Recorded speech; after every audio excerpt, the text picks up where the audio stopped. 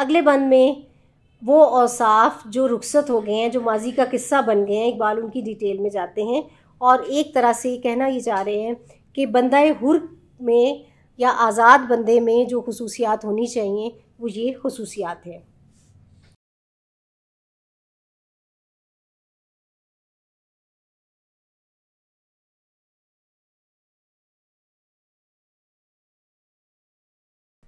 आऊज़ु बिल्लाहि मिनश शैतानिर रजीम बिस्मिल्लाहिर रहमानिर रहीम। सूरह अस्र, सूरह नंबर 103। वल अस्र इन्नल इंसाना लफ़ी खुस्र इल्लल्लज़ीना आमनू व अमिलुस्सॉलिहाति व तवासौ बिल हक़्क़ि व तवासौ बिस्सब्र। तर्जुमा: ज़माने की कसम, इंसान दर हकीकत बड़े ख़सारे में है, सिवाय उन लोगों के जो ईमान लाए और नेक अमाल करते रहे और एक दूसरे को हक़ की नसीहत और सब्र की तलकीन करते रहे। सदक़ल्लाहुल अलीयुल अज़ीम। बिस्मिल्लाहिर्रहमानिर्रहीम।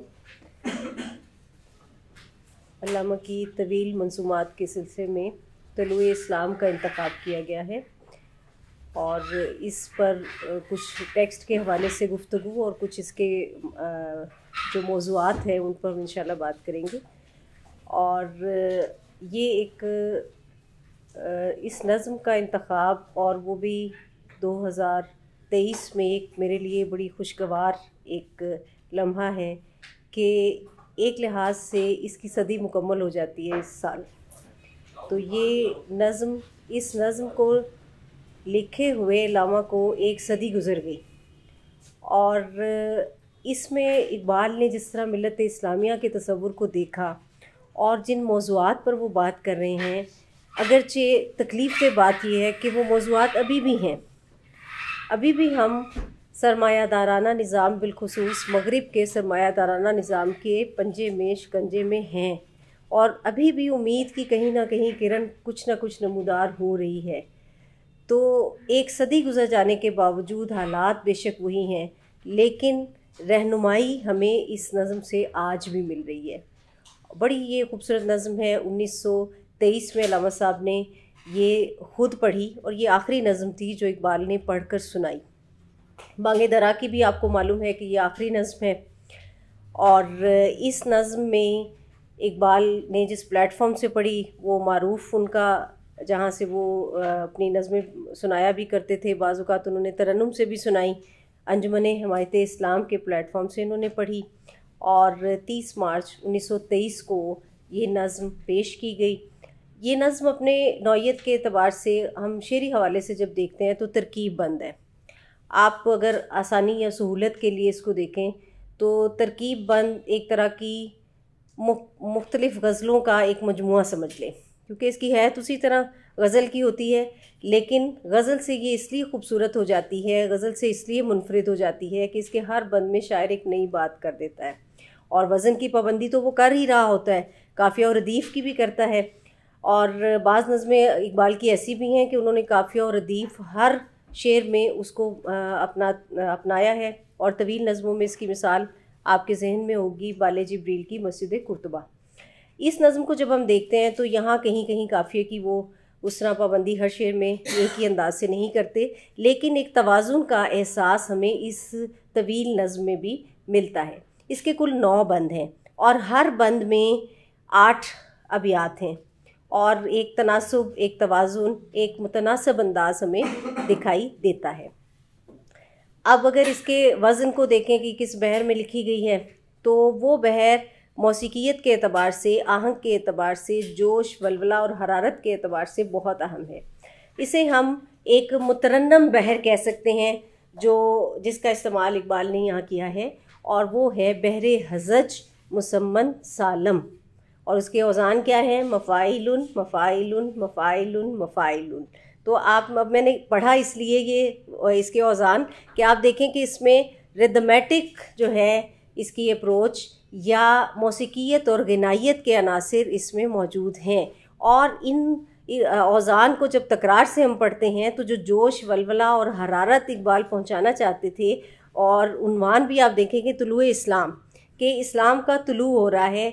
आप इसको सादा लफ्ज़ों में कह सकते हैं कि मुस्लिम नशत सानिया का नुक्ता आगाज़ इकबाल समझ रहे थे कि गिरदोपेश में जो सियासी असरी हालात मुस्लिम दुनिया में हो रहे थे उनके तनाजुर में। तो इकबाल ने नाम इसका तुलू इस्लाम रखा कि इस्लाम का तुलू फिर हो रहा है, इस्लाम फिर से अपनी किरणें, इस्लाम का सूरज फैलाएगा और मुस्लिम दुनिया एक दफ़ा फिर मुनव्वर हो जाएगी। इस नज़्म में इकबाल का जोशो खरोश दीदनी है। इससे बिल्कुल पीछे एक नज़्म आप देखेंगे, शायद आप पढ़ चुके हों, खिज़र राह। उसमें आप देखें 1922 की नज़्म है और 1922 की नज़्म में बेतहाशा इस्तिफ़सारात शायर के दिल में है। उसका दिल गमगीन है और नज़्म का टेम्पो बहुत स्लो है, आहिस्तगी से शुरू होता है, उदासी की एक मंजरनामे से शुरू होता है और शायर बहुत से सवाल करता है कि ज़िंदगी का राज क्या है, सल्तनत क्या चीज़ है और सरमाया और मेहनत में है कैसा खरोश, कि ए खिज़र मुझे बताओ कि ये हो क्या रहा है। साम्राज्य मगरबी सरमायादाराना निज़ाम कैसे मुस्लिम मिल्लत को पीछे लिए जा रहा है और मुस्लिम मिल्लत में हरारत तक नहीं है। इकबाल के यहाँ वहाँ बहुत सी मायूसी मिलती है और वो खिज़र राह से मुशावरत करते नज़र आते हैं। अचानक 1923 में असरी वाक़यात कुछ इस तरह के होते हैं, 22 के अवाखिर में या वस्त में, और जो चलते हैं 23 तक, और मंजरनामा कुछ इस तरह का तब्दील होता है कि इकबाल को उम्मीद की एक किरण नज़र आती है। चुनाचे उनका अंदाज़ बिल्कुल बदल जाता है और आहंग के एतबार से ये एक खिताबिया नज़्म है। और खिताबिया नज़्म में आप देखें कि रज्जिया अनासिर होते हैं, उसमें ऐसे अनासिर होते हैं कि जिसमें जोश को, वलवले को और बढ़ाया जाता है, लय और तेज़ कर दी जाती है। तो इकबाल की इस नज़्म का आहंग आगाज़ ही से नहायत मुतरन्नम है, नहायत उसमें कैफियत उरूज पर हैं, एक जोश, वलवला और तमकनत की एक कैफियत दिखाई देती है जिसमें उस नज़्म की लफ्ज़ियात भी शरीक हैं, उसका वज़न भी शरीक है, उसकी बहर भी शरीक है, और इकबाल का जो एक ख़ास अंदाज़ है जिसमें वो तलमीहात को अलामती टच देकर मुस्लिम नशत सानिया की कोशिश करते हैं और माजी से स्ट्रॉन्ग मिसालें तलाश करते हैं, वो भी आपको यहाँ पर नज़र आएंगी। ये नज़्म इकबाल की एक नुमाया तरीन नज़्म शामिल शुमार की जाती है और एक तरह से ये खिज़र राह से एक स्टेप, खिज़र राह से हम ये देखते हैं कि एक दर्जा आगे जाती है जहाँ खिज़र राह ख़त्म हो रही है।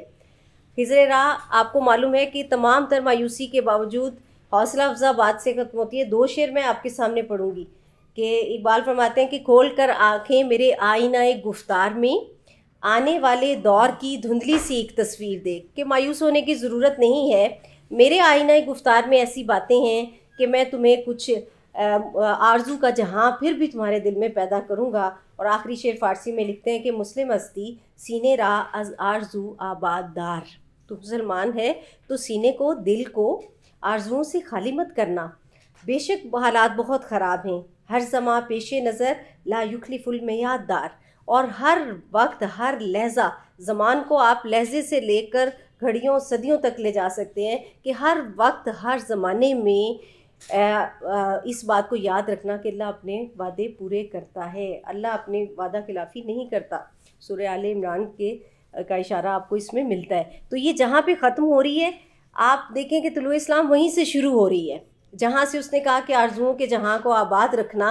तो इकबाल फरमाते हैं, नज़म शुरू होती है, दलीले सुबह रोशन है सितारों की तुनकता भी, उफ़ुक़ से आफ़ताब उभरा गया दौरे गरां ख़ाबी, उरू के मुर्दाए मशरिक़ में खूने ज़िंदगी दौड़ा, समझ सकते नहीं इस राज को सीना व फाराबी, मुसलमा को मुसलमा कर दिया तूफ़ाने मगरिब ने, तला तुम्हारे दरिया ही से है गोहर की सेराबी, अता मोमिन को फिर दरगाहे हक से होने वाला है, शिकोहे तुर्कमानी ज़हने हिंदी नुत्के आराबी, असर कुछ ख्वाब का गुंचों में बाकी है, तो ए बुलबुल नवारा तल्ख तरमीज़न चूज़ों के नगमा कामयाबी, तड़प सहने चमन में आशियाँ में शाखसारों में, जुदा पारे से हो सकती नहीं तकदीरे सीमा भी, वो चश्मे पाक भी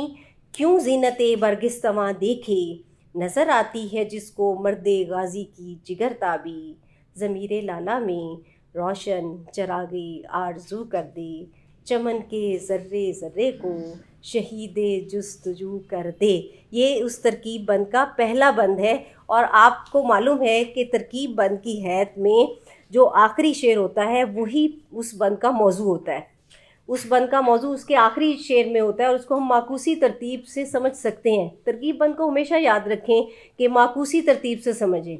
जिस शेर से वो ख़त्म हुआ है वो पूरा उसको लेकर चलता है मौजू को। और चूँकि ज़मीरे लाला में रोशन चरागे आरजू कर दे, तो आरजू के चराग रोशन करने की बात हुई और हिजरे राह वहीं से ख़त्म हुई है कि अगर तुम मुसलमान है तो आरजू का दरवाज़ा मत बंद करना, दिल को आबाद रखना आरजुओं से। चुनाचे पहला बंद हमें आरजुओं के एक जहां से मुतारिफ़ कराता है जो इकबाल के नज़दीक मुस्लिम दुनिया के मंजरनामे में उन्हें एक हरारत महसूस हुई, तब्दीली महसूस हुई, तो उन्होंने इस हवाले से अपने जज्बात का इजहार किया है।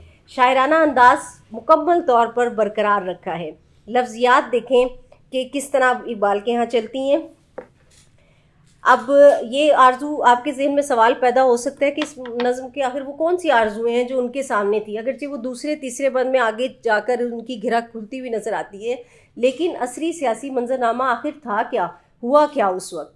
बहुत इख्तिसार से अगर मैं बात करूँ तो आपको थोड़ा सा मंजरनामा सियासी जहन में लाए मुस्लिम दुनिया का। 1914 से 1918 पहली जंग अज़ीम, और उसका अगर निचोड़ निकाला जाए तो मुस्लिम मिल्लत का ज़वाल और मगरिब साम्राज्यत का उरूज, हम उसका निचोड़ कह सकते हैं या उसका खुलासा कह सकते हैं।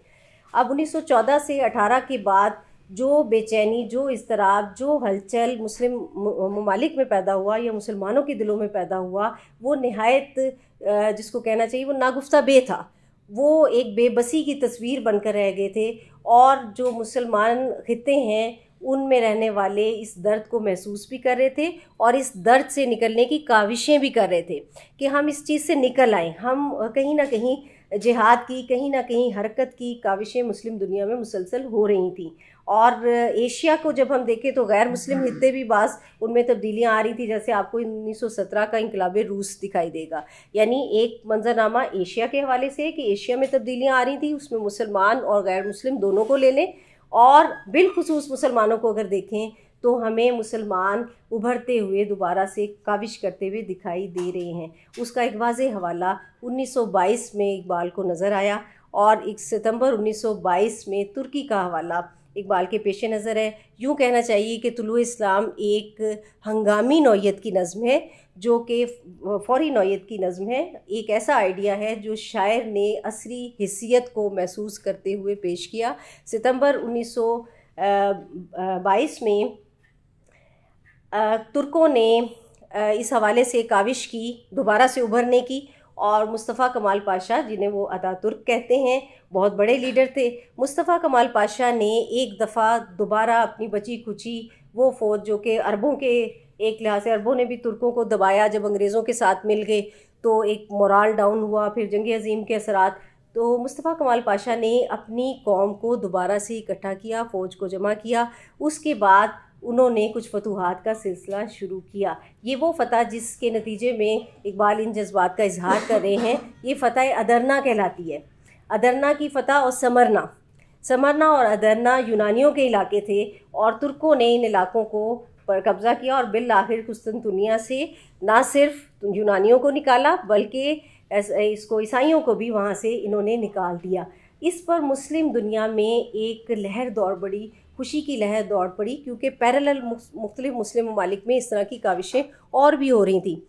मराकश में काविशें हो रही थी, मिस्र में काविशें हो रही थी, अफ़गानिस्तान में तब्दीली आ रही थी, ईरान रूस के इत्तेहाद के साथ बरतानिया को, अंग्रेज़ों को अपने वहाँ से निकाल रहा था। तो ये जो खित्ता था जिसको एशिया कहना चाहिए, इस खित्ते में तेज़ी से एक ऐसी हलचल हो रही थी जिसमें अंग्रेज़ के ख़िलाफ़ बिलखुसूस जो कि सरमायादाराना निज़ाम का एक बहुत बड़ा पिलर समझा जाता था, उसके ख़िलाफ़ मुसलमान अपने इह्या की काविशें कर रहे थे।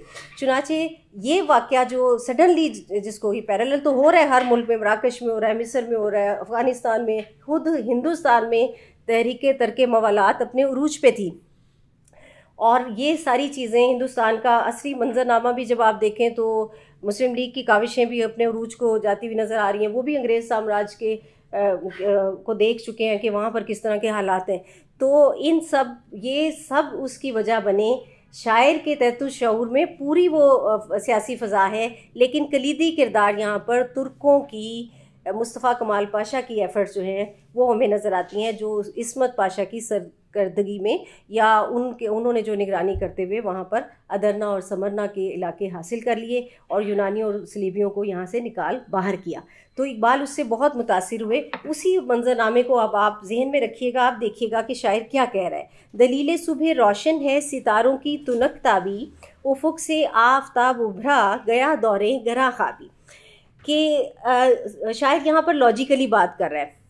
बाज़ दफ़ा शायरी में कोई दलील दी जाती है और उसकी हुस्न दलील तालील फ़राहम कर दी जाती है, यानी एक इल्लत बयान की जाती है और उसका हुस्न बता दिया जाता है। शायरी में इसको सनत हुस्न तालील कहते हैं कि कोई वजह बयान करना, साइंटिफिक ओरिजिनल वजह बयान करना, लेकिन उसकी शेरी तौजीह कर देना कि ये इस वजह से हुआ है। अब शायर ये कहता है कि जब सितारे मध्यम पड़ जाते हैं, तुनकताब कहते हैं सितारों का डिम हो जाना, मध्यम पड़ जाना। सितारे जब मध्यम हो जाते हैं तभी सुबह रोशन नमूदार होती है।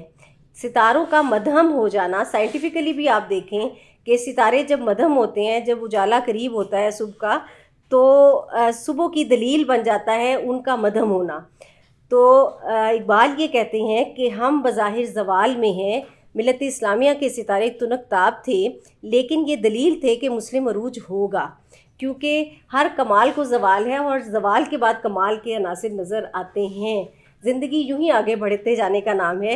इकबाल ये कहते हैं कि सितारे जब मध्यम हो जाते हैं तो रोशन सुबह की दलील हुआ करते हैं। मिलत इस्लामिया के सितारे भी कुछ टिमटिमा रहे थे, मध्यम हो गए थे, चुनाचे एक बहुत बड़ी ख़बर हमारे लिए आई। सुबह रोशन तुलू हो गई, नशत सानिया हो रही है, उफुक से आफताब उभरा।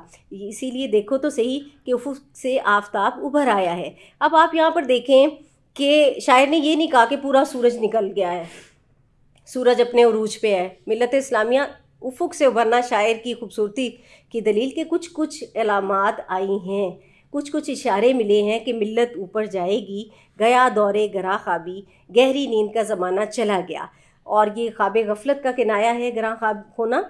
इकबाल ने साकीनामा में भी इस तरह की भी इस्तेमाल किए हैं कि गरा ख्वाब चीनी संभलने लगे, हिमालय के चश्मे उबलने लगे। तो इस तरह जो है गरा ख्वाबी किनायतन कहा जाता है ऐसी कौम को, ऐसे फ़र्द को जो ऐसी गहरी नींद में आ जाए जिसको गफलत की नींद कहा जाता है। चुनांचे वो ये कहते हैं कि गफलत की नींद में सोने का ज़माना चला गया, आफताब उभर रहा है, तुलू हो रहा है, अच्छी उम्मीदें वाबस्ता कर लो। उरू के मुर्दाए मशरिक में खूने ज़िंदगी दौड़ा, समझ सकते नहीं इस राज को सीना ओ फाराबी। मैं जिस हकीकत को महसूस कर रहा हूँ वो चश्मे बसीरत से मुतालिक है, वो दिल की दुनिया की बात है, उसको अक्ल के दरीचों में मत मापना। यूँ समझो कि मशरिक के मुर्दा रगों में, उरूक कहते हैं रगों को, मशरिक की मुर्दा रगों में ज़िंदगी का खून दौड़ उठा है, मशरिक में तब्दीली के आसार पैदा हो रहे हैं। जब हम कहते हैं कि उसमें ज़िंदगी का, उसमें खून दौड़ने लगा फ़लाँ में, तो हम ये कहते हैं कि उसमें ज़िंदगी के आसार पैदा होने लगे। और ये एक ऐसी तब्दीली है जिसको सीना और फाराबी जैसे फ़लसफ़ी नहीं समझ सकते। ये दिल की दुनिया के हंगामे हैं जो कि नज़र आ रहे हैं, ये इश्क के मामले हैं जो नज़र आ रहे हैं। और यहाँ खूबसूरती जो शायर ने पैदा की है वो दोनों मुस्लिम फ़िलासफ़र्स का जिक्र किया है। सीना जो है इब्न सीना का वो जिक्र कर देते हैं और फ़ाराबी तुर्किस्तान की तरफ इशारा, और दोनों जो है यानी एक ईरानी मुफ़क्किर और एक तुर्की मुफ़क्किर, दोनों मुस्लिम दुनिया से लिए और दोनों मुस्लिम दुनिया की पहचान है और फ़लसफ़े में उन्होंने बहुत से कारहाय नुमायाँ अंजाम दिए। लेकिन यहाँ इकबाल इस तनाजुर में ले रहे हैं कि फ़लसफ़ियों को भी समझ में नहीं आ सकेगा कि ऐसा हो सकता था। फ़लसफ़ी क्या कहते हैं कि इल्लत और मालूल का रिश्ता है, जो कुछ होता है वो किसी न किसी वजह से होता है और उसका नतीजा भुगतना पड़ता है। लेकिन इश्क की दुनिया जो है उसके नताइज कदरे मुख्तलिफ हुआ करते हैं, बल्कि बहुत मुख्तलिफ हुआ करते हैं। बाज़ औक़ात वजूहात कुछ होती हैं, नतीजा कुछ निकल आता है, क्योंकि जज्बे की दुनिया, ज़ौक़ व शौक़ की दुनिया बिल्कुल फ़र्क होती है। चुनांचे शायर ये कहता है कि इस राज को सीना और फ़ाराबी भी तुम्हें नहीं बता सकेंगे, क्यों वो जान ही नहीं सकेंगे इस राज को कि क्यों मशरिक़ में अचानक ये होने ज़िंदगी दौड़ उठा।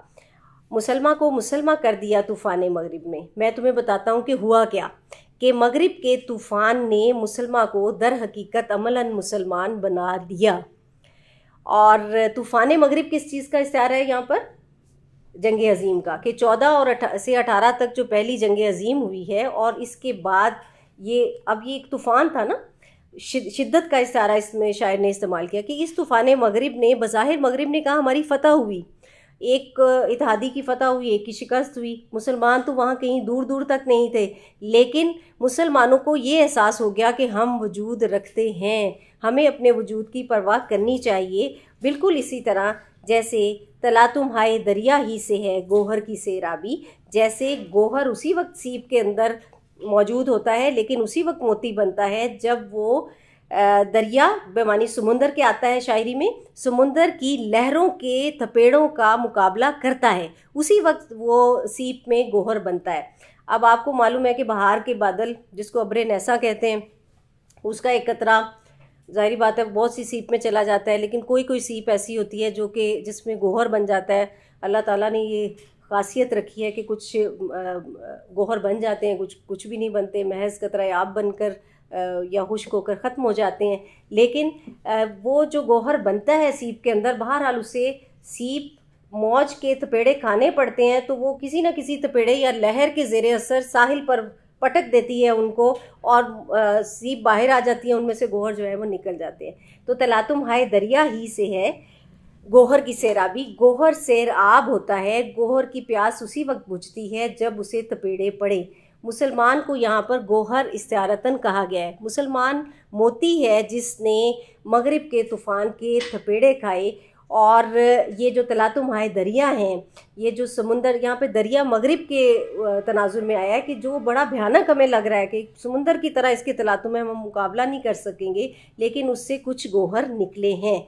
और मेरा यकीन ये कहता है कि अता मोमिन को फिर दरगाहे हक से होने वाला है। यहाँ इकबाल एक पेश भी नहीं कर रहे हैं, एक विजन का इजहार कर रहे हैं कि मुझे यकीन है कि हक की दरगाह से, बारगाहे इज़्ज़ती से, अल्लाह ताला के यहाँ से मोमिन को एक बार फिर बशारत मिलने वाली है।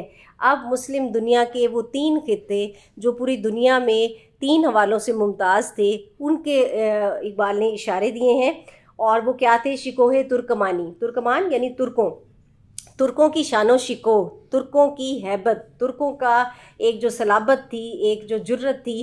इकबाल ने कहा एक तो वो हमें, मुझे पक्का यकीन है हमें वो मिलने वाली है। ज़हन हिंदी, हिंदुस्तान के लोग अपनी जहानत के एतबार से पूरी दुनिया में माने जाते हैं। हिंदी जहन जो है उसे तस्लीम किया जाता है कि जहानत के एतबार से हिंदुस्तान के मुसलमान उभरने वाले हैं। नुत्के आराबी, आराबी कहते हैं अरब का रहने वाला, और अरब जो है उसकी फसाहत और बलागत जो है उसकी पहचान ठहरती है। तो ये तीनों मुस्लिम खित्ते उसको इस्तेमाल करते हुए इकबाल ये कहते हैं कि एक बार फिर मोमिन का उरूज, मोमिन कहकर पूरी मिल्लत इस्लामिया मुराद ली, इसको मजाज मुरसिल कहते हैं।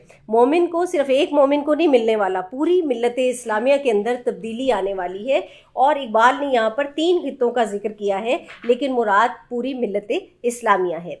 असर कुछ ख्वाब का गुंचों में बाकी है तो ए बुलबुल, नवारा तल्ख तरमी जन चु ज़ौक़े नगमा कामयाबी। चुनांचे इकबाल ने यहाँ तक तमहीद बांधी है, सिर्फ उन्होंने कहा कि तुलू सूरज हो गया और मुझे लगता है कि मोमिन को फिर इस तरह के इनामात मिलने वाले हैं। लेकिन अब यहाँ वो कहते हैं कि अब असर कुछ ख्वाब का गुंचे यहाँ पर मिल्लत इस्लामिया, गुंचा चूँकि अधखिला होता है ना, पूरा फूल नहीं बना होता, अभी कोई ऐसी तब्दीली नहीं आई। मुस्लिम नशत सानिया का अभी सिर्फ सूरज जो है वो तुलू हुआ है।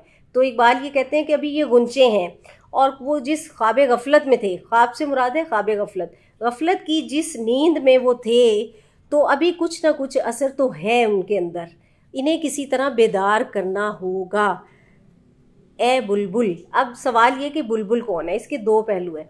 एक तो ये कि शायर ने खुद कलामी के अंदाज में, नज़म तो खिताबिया है, लेकिन खुद कलामी के अंदाज में अपने आप को शायर ये कह रहा है कि ए बुलबुल। शायरी में हमारे यहाँ ऐसा होता है कि शायर अपने आप को बुलबुल से, उसके चीखने से, चिल्लाने से ताबीर करता है और कहता है कि उसके दिल की जो वारदात है वो मेरे दिल की वारदात है। चुनांचे वो ये कहता है कि ए बुलबुल, अगर कुछ इन गुंचों में ख्वाब का असर बाकी भी है ना, तो हम उसको ख़त्म कर देंगे, मैं उसको ख़त्म कर दूंगा, क्योंकि नवारा तल्ख तरमीज़न चू ज़ौक़े नगमा कामयाबी, जब नगमे का ज़ौक़ कम पड़ जाता है तो शायर या मुगन्नी अपनी नवाओं को तेज़ कर दिया करते हैं।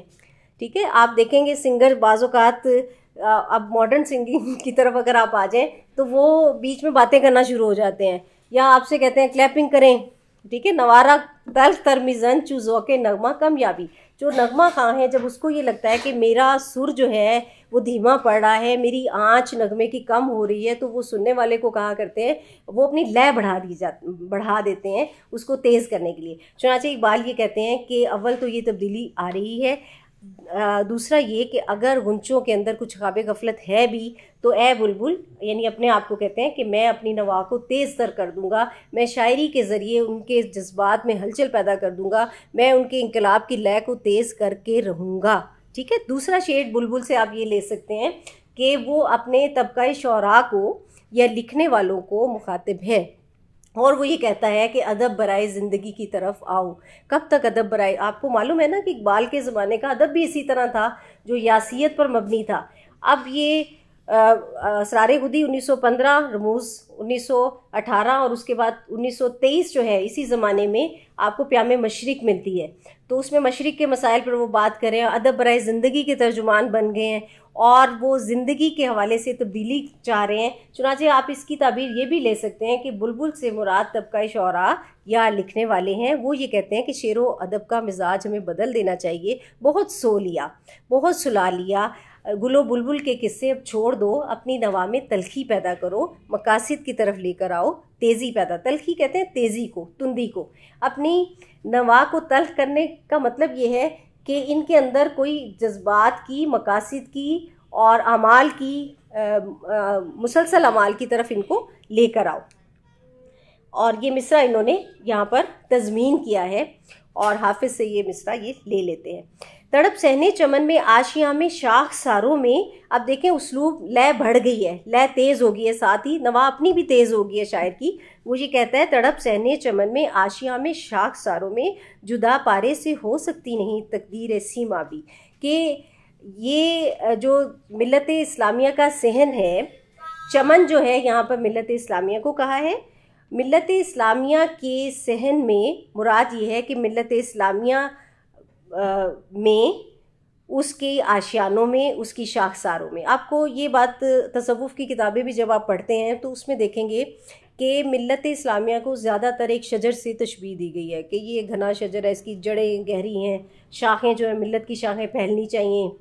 आपको इकबाल की नज़्म भी याद आ रही होगी कि पेवस्ता रहे शजर से उम्मीदें बहार रख, उसमें भी इकबाल कहते हैं डाली गई जो फसले ख़ज़ा में शजर से टूट, मुमकिन नहीं हरी हो सहाबे बहार से। इस तरह वो शुरू करते हैं। तो शजर का एक इस्तारा इकबाल के यहाँ मिल्लत के हवाले से आता है। चुनांचे वो ये कहते हैं कि मिल्लत के शाखसारों में, शाखसार कहते हैं टहनियों को, आशियानों में हर जगह जो है एक तड़प पैदा कर दे, एक हलचल पैदा कर दो, इसलिए कि पारे से कभी भी तड़प की तकदीर जुदा नहीं हो सकती। पारे की फितरत ही में हलचल है, तड़प है, और शायर जो है उसके दिल में हलचल हुआ करती है मिल्लत के लिए, उसके इहया के लिए, उसको उभारने के लिए, मिल्लत के अंदर तब्दीली पैदा करने के लिए तुम पारे की तरह काम करो, क्योंकि सीमाब की तकदीर में ही हलचल है। तुम्हें सीमाब की तरह हो जाना चाहिए। जामत अदब को मत पेश करो, जज्बात में सुकूत पैदा ना करो बल्कि जज्बात में हलचल पैदा करो। इस वक्त मशरिक़ का सूरज असर नो तुलू हो रहा है,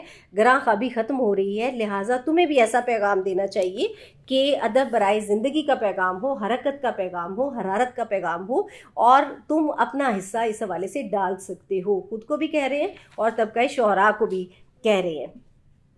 वो चश्मे पाक भी क्यों ज़ीनते बरगिस्तवां देखे, नज़र आती है जिसको मर्दे गाजी की जिगर ताबी। अब वो वजह बयान कर रहे हैं कि शायर जो है, शायरी एक बहुत मुक़द्दस अमल है।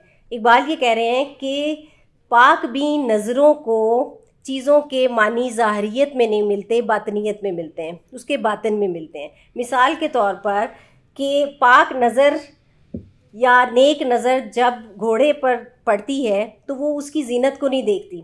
बरगिस्तवां कहते हैं घोड़े की पुश्त पर जो पाखर भी कहते हैं इसको, डाली जाती है, तो जो अमीर बादशाह या गाजी या वो हुआ करते थे, अमीर सियासतदान हुआ करते थे उस दौर के, तो या मुजाहिद हुआ करते थे, वो ये किया करते थे कि वो बड़ी कीमती किस्म की पाखर लगाया करते थे, पाक लगाया करते थे। और ज़्यादातर अंग्रेज़ों की तो आहन ही हुआ करती थी, आहन की बनी होती थी और उस पर जवाहरात भी जड़े होते थे। तो ये ज़ाहिरियत थी सारी। इकबाल ये कहते हैं कि तुम्हें बातिन की दुनिया से मुतारिफ़ कराना होगा, दिल की हरकत की तरफ से मुतारिफ़ कराना होगा, इसलिए कि पाक भी नज़रों को घोड़े की पुश्त पर सजी जीनत नज़र नहीं आती, बल्कि उसे क्या नज़र आता है, नज़र आती है जिसको मर्दे गाजी की जिगर ताबी, वो तो उस जिगर की ताब को देखता है, उस जिगर की तड़प को देखता है जो कि मर्दे गाजी में होती है। मर्दे गाजी के जिगर में जो तब्दीली होती है, जो हलचल होती है, जो उन्हें जिगर वो सर्व कर रहा होता है, उसका जो जज्बा होता है, वो तो उसकी तरफ देख रहा होता है। लिहाजा ज़ाहिरियत के बजाय लोगों को अमल की दुनिया की तरफ लाना ज़रूरी है। और यही चीज़ शायर ये कह रहा है दरपर्दा कि मैं भी वही पैगाम देना चाहता हूँ जो ज़ीनत बरगिस्तवां से मुतालिक नहीं है, बल्कि मर्दे गाजी की जिगर ताबी से मुतालिक है। अपने आप को एक हफीफ सी ताली भी शायर ने दे दी कि चश्मे पाक भी, अपनी नज़र को चश्मे पाक भी कहा शायर ने। और बिलाशुबा इकबाल अगर कहते हैं तो इसमें कोई दूसरी राय होनी नहीं चाहिए। ये एक ऐसी ताली है जो हकीकत पर मबनी है। इकबाल शायर कुरान है, तो पाक भी नज़रें हैं उनकी, उन्होंने पैगाम भी वहाँ से लिया है। तो इकबाल ये कहते हैं कि पाक भी नज़रों को मर्दे गाजी की जिगर ताबी नज़र आया करती है। और यहाँ पर मर्दे गाजी का जो इशारा है वो गाजी इस्मत पाशा की तरफ है, जिनकी सरकर्दगी में ये तुर्कों का जो फ़तह थी वो उन्हें नसीब हुई थी। तो गाजी का लफ्ज़ इकबाल जानबूझकर दानिस्तान लेकर आए हैं और इशारा है, ये तलमी पूरी तरह उस तरह नहीं है, लेकिन इशारतन उन्होंने उनकी तरफ इशारा कर दिया है कि मेरी नज़र, मैं जो पैगाम, मिसाल के तौर पर मैं ये कहना चाह रहा हूँ कि मैं एक ऐसा शायर हूँ, या शायरों को ये चाहिए कि वो बातिन की दुनिया की मिसालें दें, वो मकासद की दुनिया से आशना करें और उनकी पाक नज़रें ज़ाहिरियत या बनावट के बजाय अमाल की तरफ होनी चाहिए, बिल्कुल उसी तरह जैसे मर्दे गाजी की जिगर ताबी को मौजू बनाया जाए। अब जैसा कि मैंने कहा कि तरकीब बंद का आखिरी शेर दरअसल उसी बंद का मौजू हुआ करता है। और आप ये देखें, इसमें इकबाल ने यहाँ पर नुमाया करके भी ये बंद के उसूल के मुताबिक आया, ज़मीरे लाला में रोशन चरागे आरजू कर दे, लिहाजा ए शायरो ए फ़नकारो, अब हमें करना क्या है कि लाला के दिल में, ज़मीर कहते हैं दिल को, लाला के दिल में आरजुओं के चिराग रोशन करने हैं। अब लाला क्या है?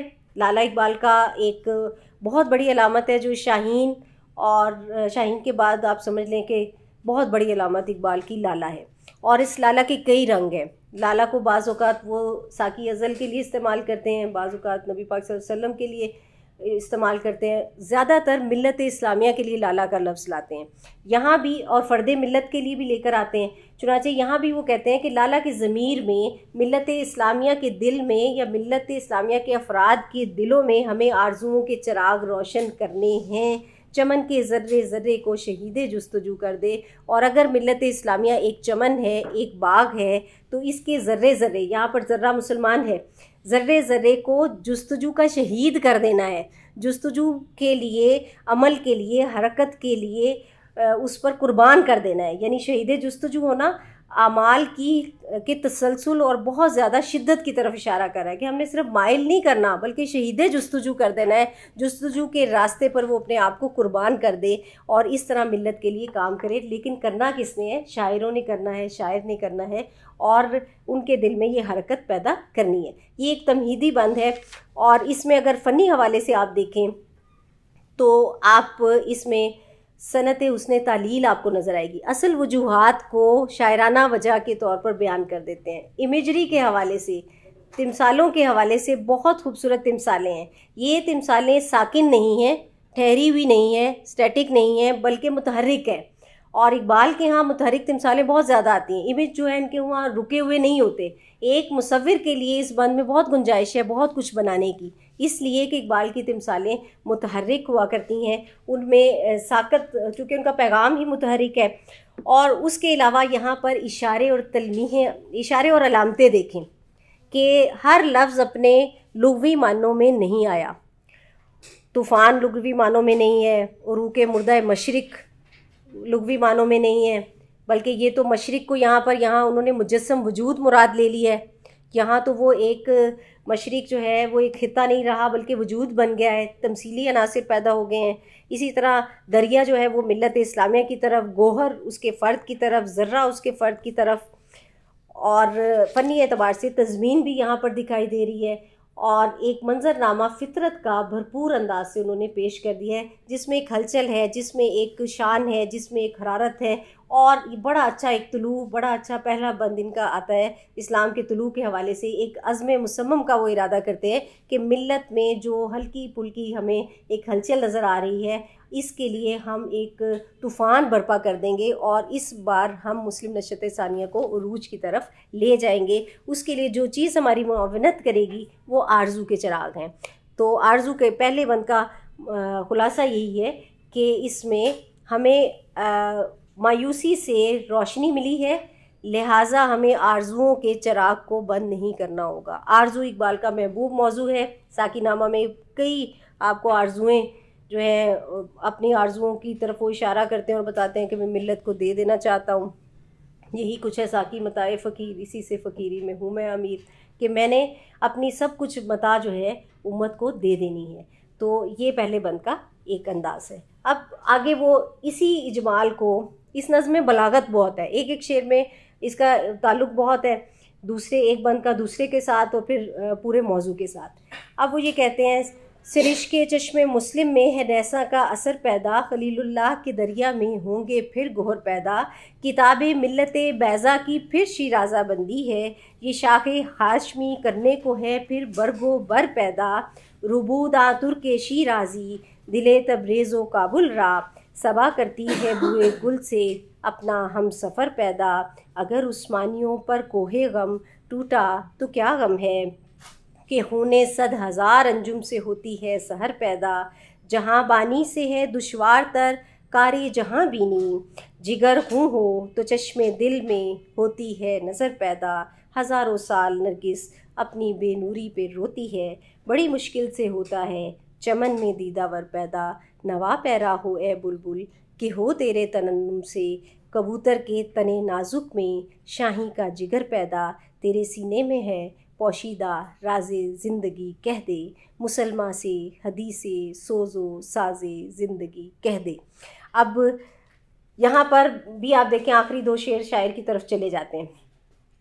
उसी बात को आगे बढ़ाते हुए वो ये कहते हैं, उसलूब उन्होंने फ़ितरत का इसलिए साथ लिया कि मौजू खुश्क है, मौजू है ना, सियासी तब्दीली है, एक हलचल है, लेकिन देखें शायराना हैसियत उनकी बरकरार रहती है। सरिश्के चश्मे मुस्लिम, मुसलमान की आँख का आंसू, मुसलमान की आँख के आंसू में नैसा का असर पैदा हो गया है। नैसा कहते हैं बहार के बादल को, अब्रे नैसा का असर पैदा हो गया है। मुझे तो यूँ लग रहा है कि मुसलमान का आंसू नहीं है, ये अब्रे नैसा के नतीजे में पैदा होने वाला मोती है। इन वो आंसू जो उसने अपनी बर्बादी पर बहाए हैं मुसलमान ने, इसी बर्बादी ही में से तामीर के आसार पैदा होंगे। आपको वो शेर याद है ना, गुफ्त रूमी हर बिनाए कोहना का बादा कुनत, अव्वल आ बुनियाद रा वीरा कुनत, कि रूमी ने ये कहा है, इकबाल ने उसकी थोड़ी सी तब्दीली करते हुए उसमें कह रहा है कि जब भी कोई नई इमारत की बुनियाद रखना होती है तो पुरानी इमारत को पूरा गिरा दिया जाता है।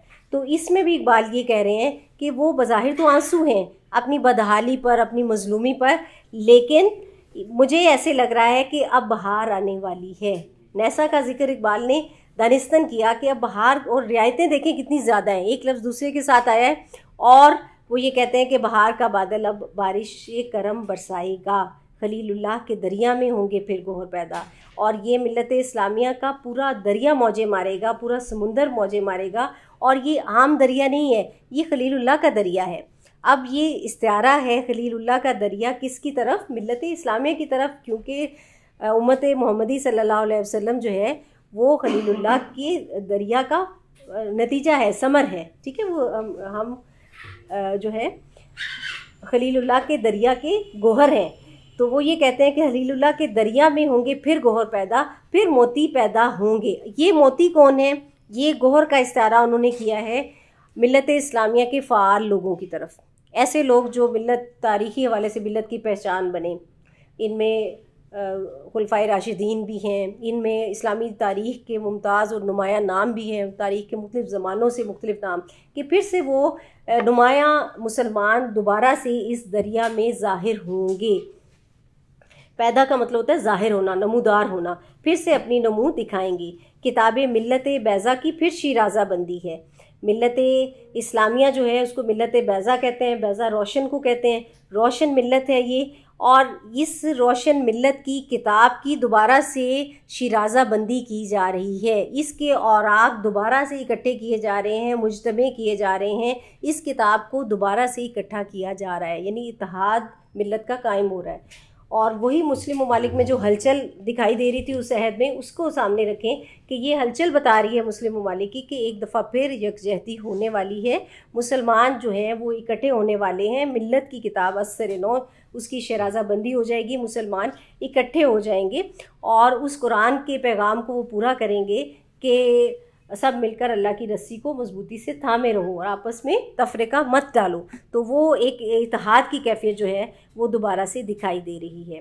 किताब मिल्लत बैज़ा इस्तिआरा किया मिल्लत इस्लामिया से और उसकी रियायत से मिरातुन नज़ीर का इस्तेमाल करते हुए लफ्ज़ जो है वो लेकर आए, शिराज़ा बंदी करना, इकट्ठा करना। ये शाख हाशमी करने को है फिर बरगोबर पैदा। फिर एक खूबसूरत इसमें तलाज़मा लाए कि बनु हाशिम की शाख कबीला कुरैश ने नबी पाक सल्लल्लाहु अलैहि वसल्लम थे, ऐसे लगता है कि ये फिर बरगोबर पैदा करेगी।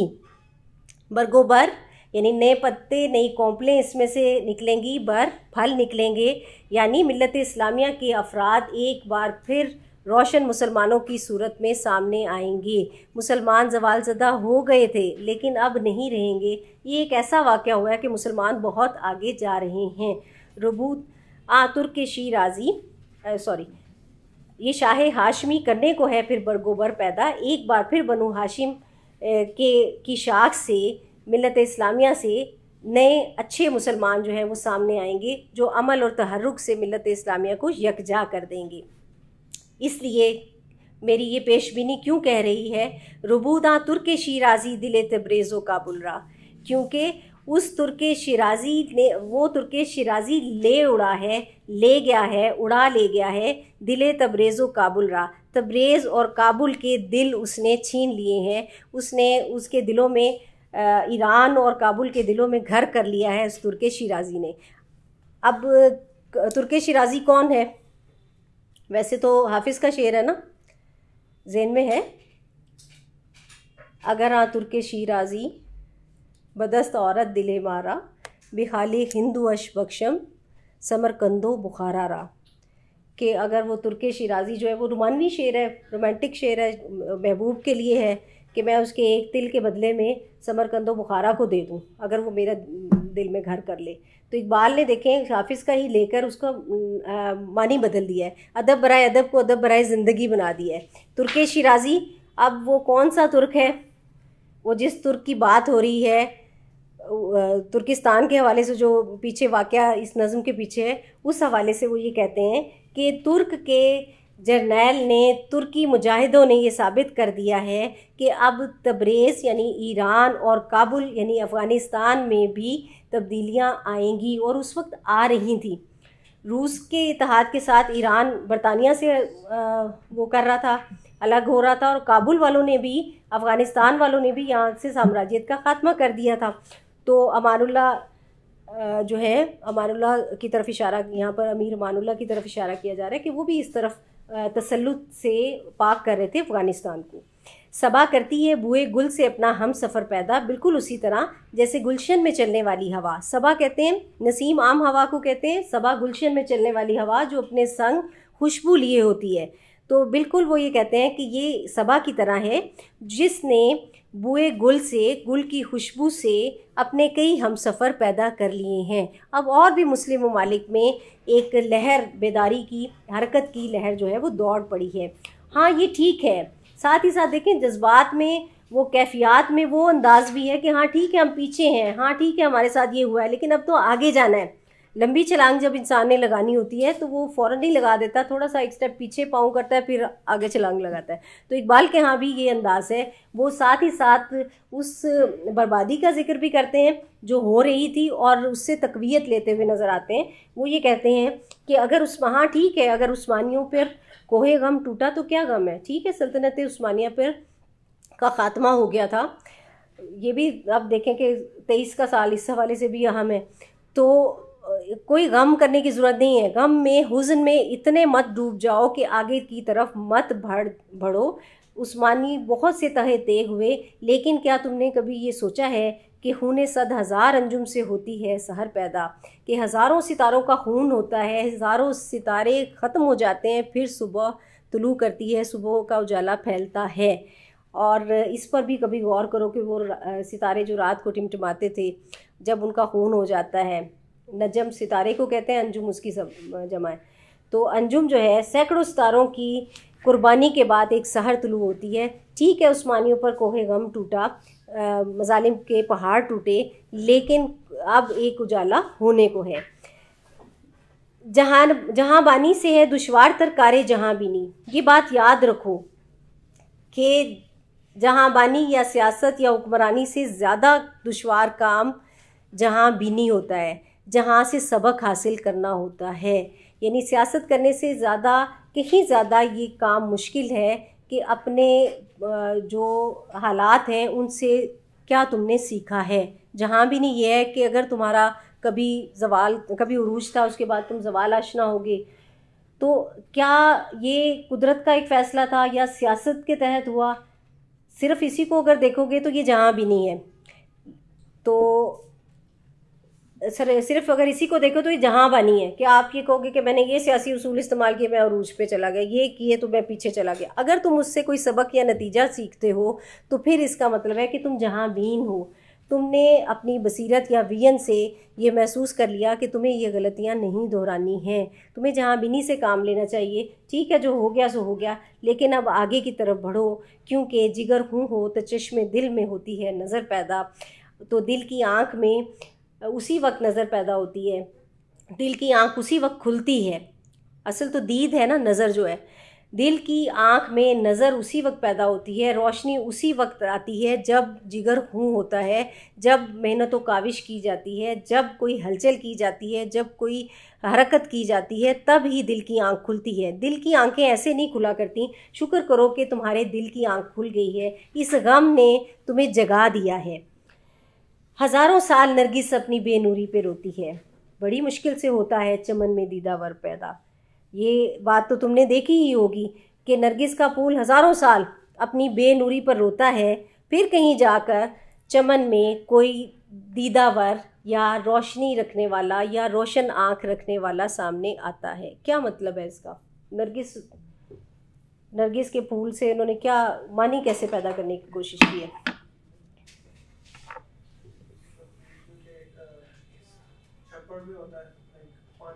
नहीं, इसमें इकबाल ने नरगिस के फूल की सुवरी या ज़ाहिरी हालत से कमाल पैदा किया शेर में, और क्लासिक रवायत उनके सामने है। नरगिस का फूल जो है वो दो तरह से है। एक नरगिस का फूल वो है जो हिंदुस्तान यानी पाकिस्तान और इस एरिया में बड़े अजीम में जो है ज़्यादातर पाया जाता है, इंतज़ार की अलामत के तौर पर शायरी में आया है, आपने देखा भी हुआ है। उसमें पीले रंग की बेनूरी की लाइनें होती हैं। ठीक, हज़ारों साल नरगिस अपनी बेनूरी पे रोती है। ये बड़ा अर्ज़ा है, हिंदुस्तान में अर्ज़ा आम पाया जाता है, बड़ी मुश्किल से होता है चमन में दीदावर पैदा। लेकिन नरगिस ही के फूल की एक और किस्म भी है। उस फूल का नाम है जो यहाँ बरे अजीम में नहीं उगता, उस फूल का नाम है नरगिस शहला।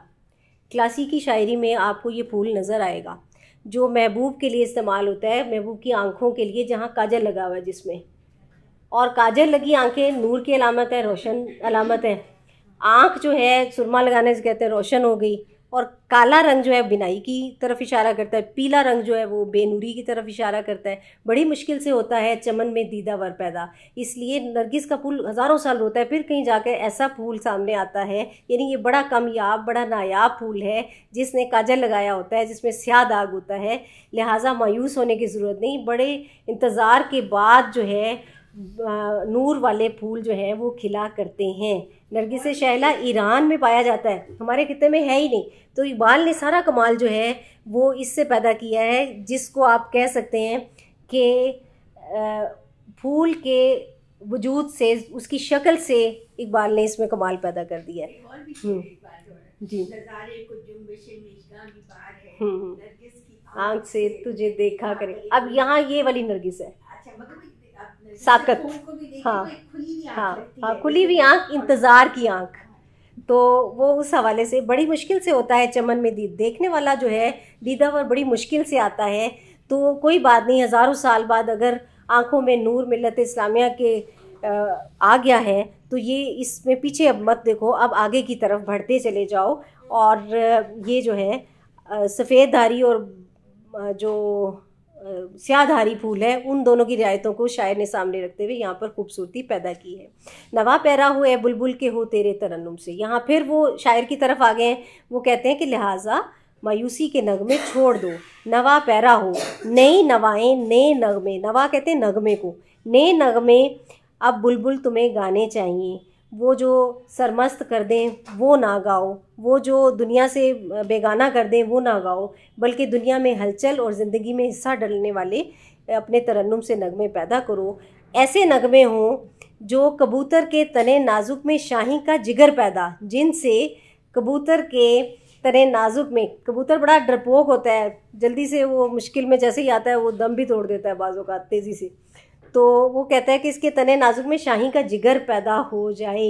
इस वक्त मिल्लत इस्लामिया के अफराद कबूतर की तरह हैं, जिन्हें जकड़ लिया गया है, जो ज़िंदान में हैं, जो कैद खाने में हैं। इनका दिल हर वक्त धड़कता रहता है कि कहीं मगरबी इस्तेमार इनको तहे तेग ना कर दे, ख़त्म ही ना हो जाए हम कहीं। इनका दिल हर वक्त जो है मायूसी के, परेशानी और हुरमा नसीबी के बायस जो है वो एक मुरझाया हुआ रहता है। तो ए फ़नकारो, ए शायरो, ऐसा क्यों ना करें, ऐसी नवाएं अलापें कि कबूतर के तने नाजुक में शाहीन का जिगर पैदा हो जाए।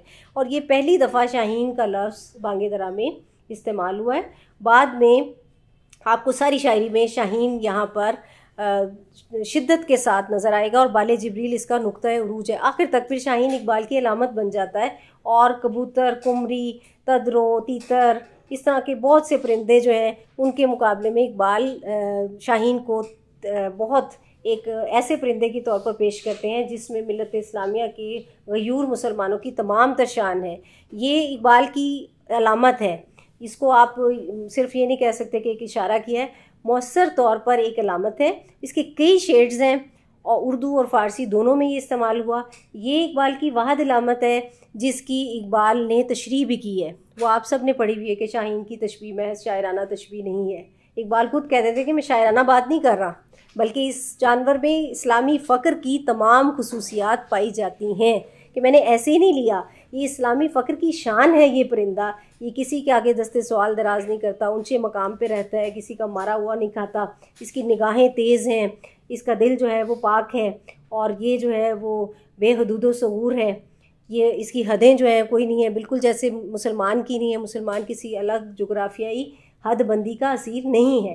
तो इस एक परिंदे में इकबाल ने पूरा अपना खुदी का तसव्वुर, पूरा इश्क का तसव्वुर समेट दिया, फ़क्र का तसव्वुर। खुदी इश्क और फ़क्र की शान इस स्टेटमेंट में नज़र आती है जो इकबाल ने शाहीन के हवाले से बयान दिया और उसके हवाले से अशार करते हुए नज़र आते हैं। यहाँ इकबाल ने कहना चाहिए कि एक वाज़ेह ऐलान कर दिया है कि अब कबूतर जैसे परिंदे, उनके तने नाजुक में शाहीन का जिगर पैदा करना है। अब हमने कौम का मिजाज बदल देना है, मिल्लत के लिए हरकत और हरारत की शायरी करनी है। चुनाचे जो बैत इसका बंद को मुकम्मल करता है, जो खुलासा है उसका वो इसी हवाले से है। तेरे सीने में है पोशीदा राज़े ज़िंदगी कह दे। है शायर अपने आप को भी कह रहे हैं कि तुम्हारे दिल में ज़िंदगी के राज छुपे हुए हैं, तुम क्यों संभाल के रखे हुए हैं। तुम्हारे दिल में जो कुछ है वो कह दो, मुसलमा से हदीसे सोज़ो साज़े ज़िंदगी कह दे। ये वो वक्त है कि तुझे सोज़ो साज मिल्लत में पैदा करना है।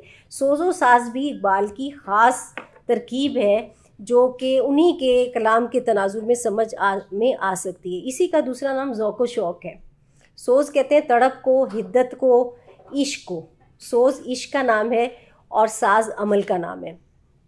सोज़ और साज या ज़ौक़ और शौक़।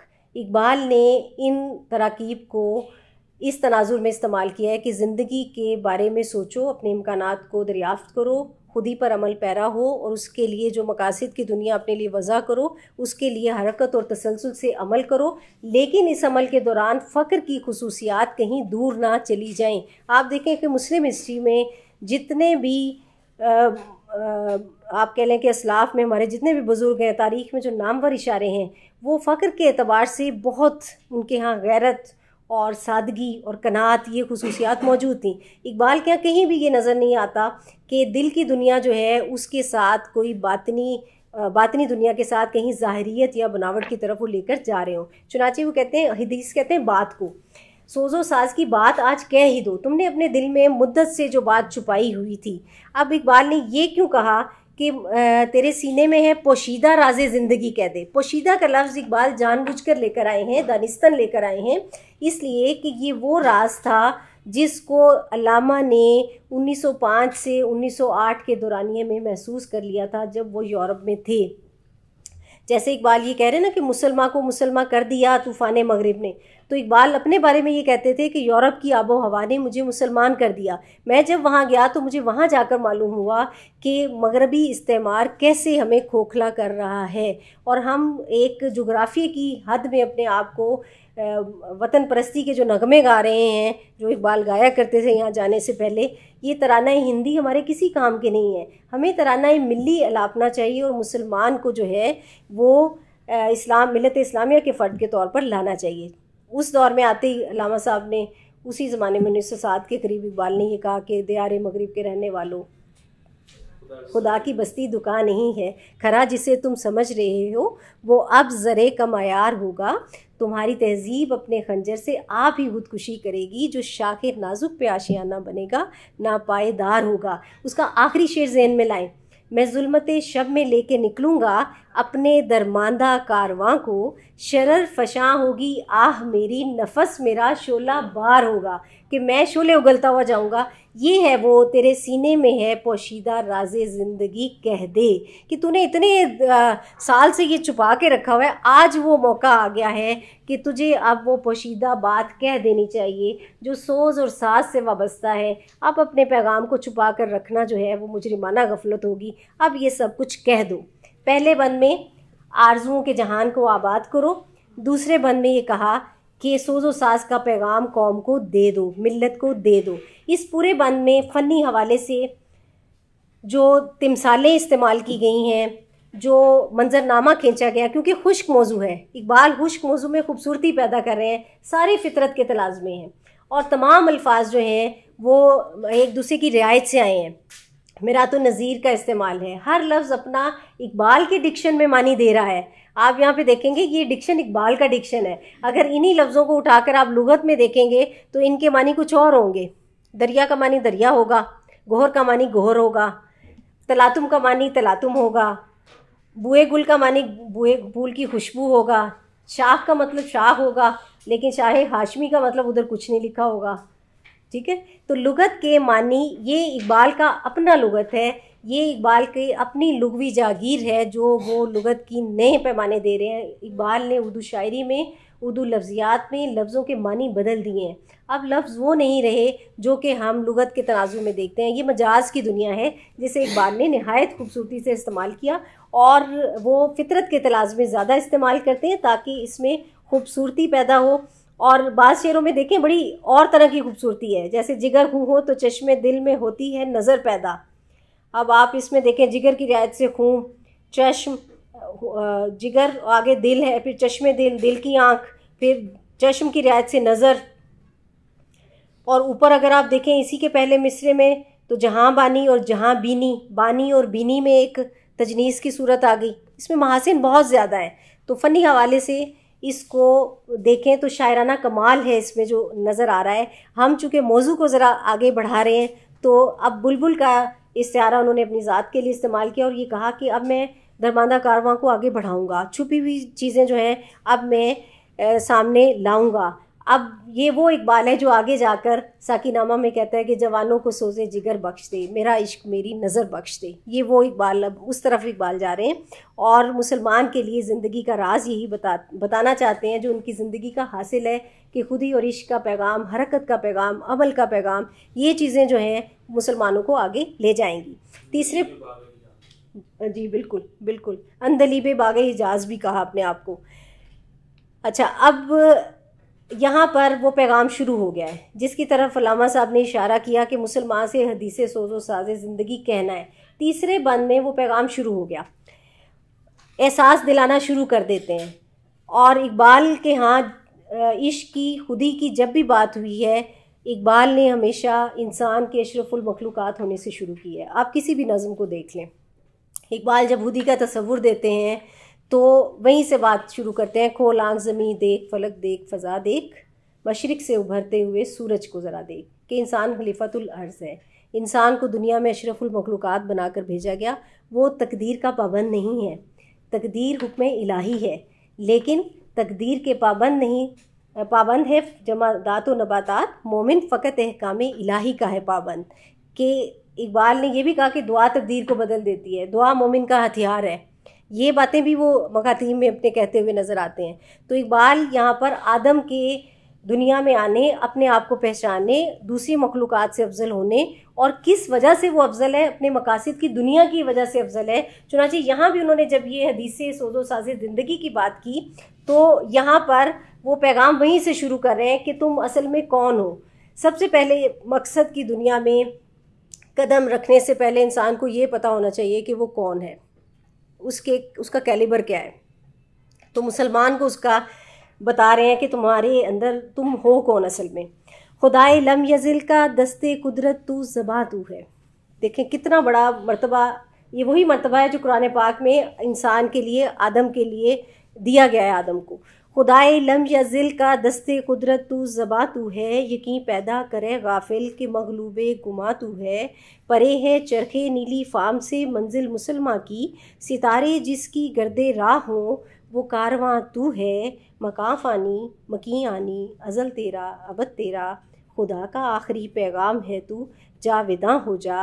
हिना बंदे उरूसे लाला है खूने जिगर तेरा, तेरी निस्बत बराहीमी है मैं मारे जहाँ तू है। तेरी फितरत अमी है मुमकिनाते ज़िंदगानी की, जहाँ के जौहरे मुज़मर का गोया इम्तिहां तू है। जहाने आबो गिल से आलमे जावीद की खातिर, नबूवत साथ जिसको ले गई वो अरमुगां तू है। ये नुक्ता सरगुज़श्ते मिल्लते बैज़ा से है पैदा, कि अक़वामे ज़मीने एशिया का पासबां तू है। अब हासिल क्या है, सबक फिर पढ़ सदाकत का, अदालत का, शुजाअत का, लिया जाएगा तुझसे काम दुनिया की इमामत का। अब पैगाम वो शुरू कर देते हैं कि खुदाए लम यज़िल, वो खुदा, वो रब जिसको ज़वाल नहीं है, ज़वाल ना आशना खुदा यानी अल्लाह ताला। ए मुसलमान, अब इसमें आप देखें कि इनफरादी खुदी के साथ साथ इज्तमाई खुदी की भी बात हो रही है। दोनों सामने रखी है, यानी फ़र्द की खुदी भी और मिलत इस्लामिया की खुदी, दोनों को झंझोड़ रहे हैं। कहते हैं कि तू खुदाए लम यज़िल का दस्ते कुदरत है, कुदरत का हाथ है।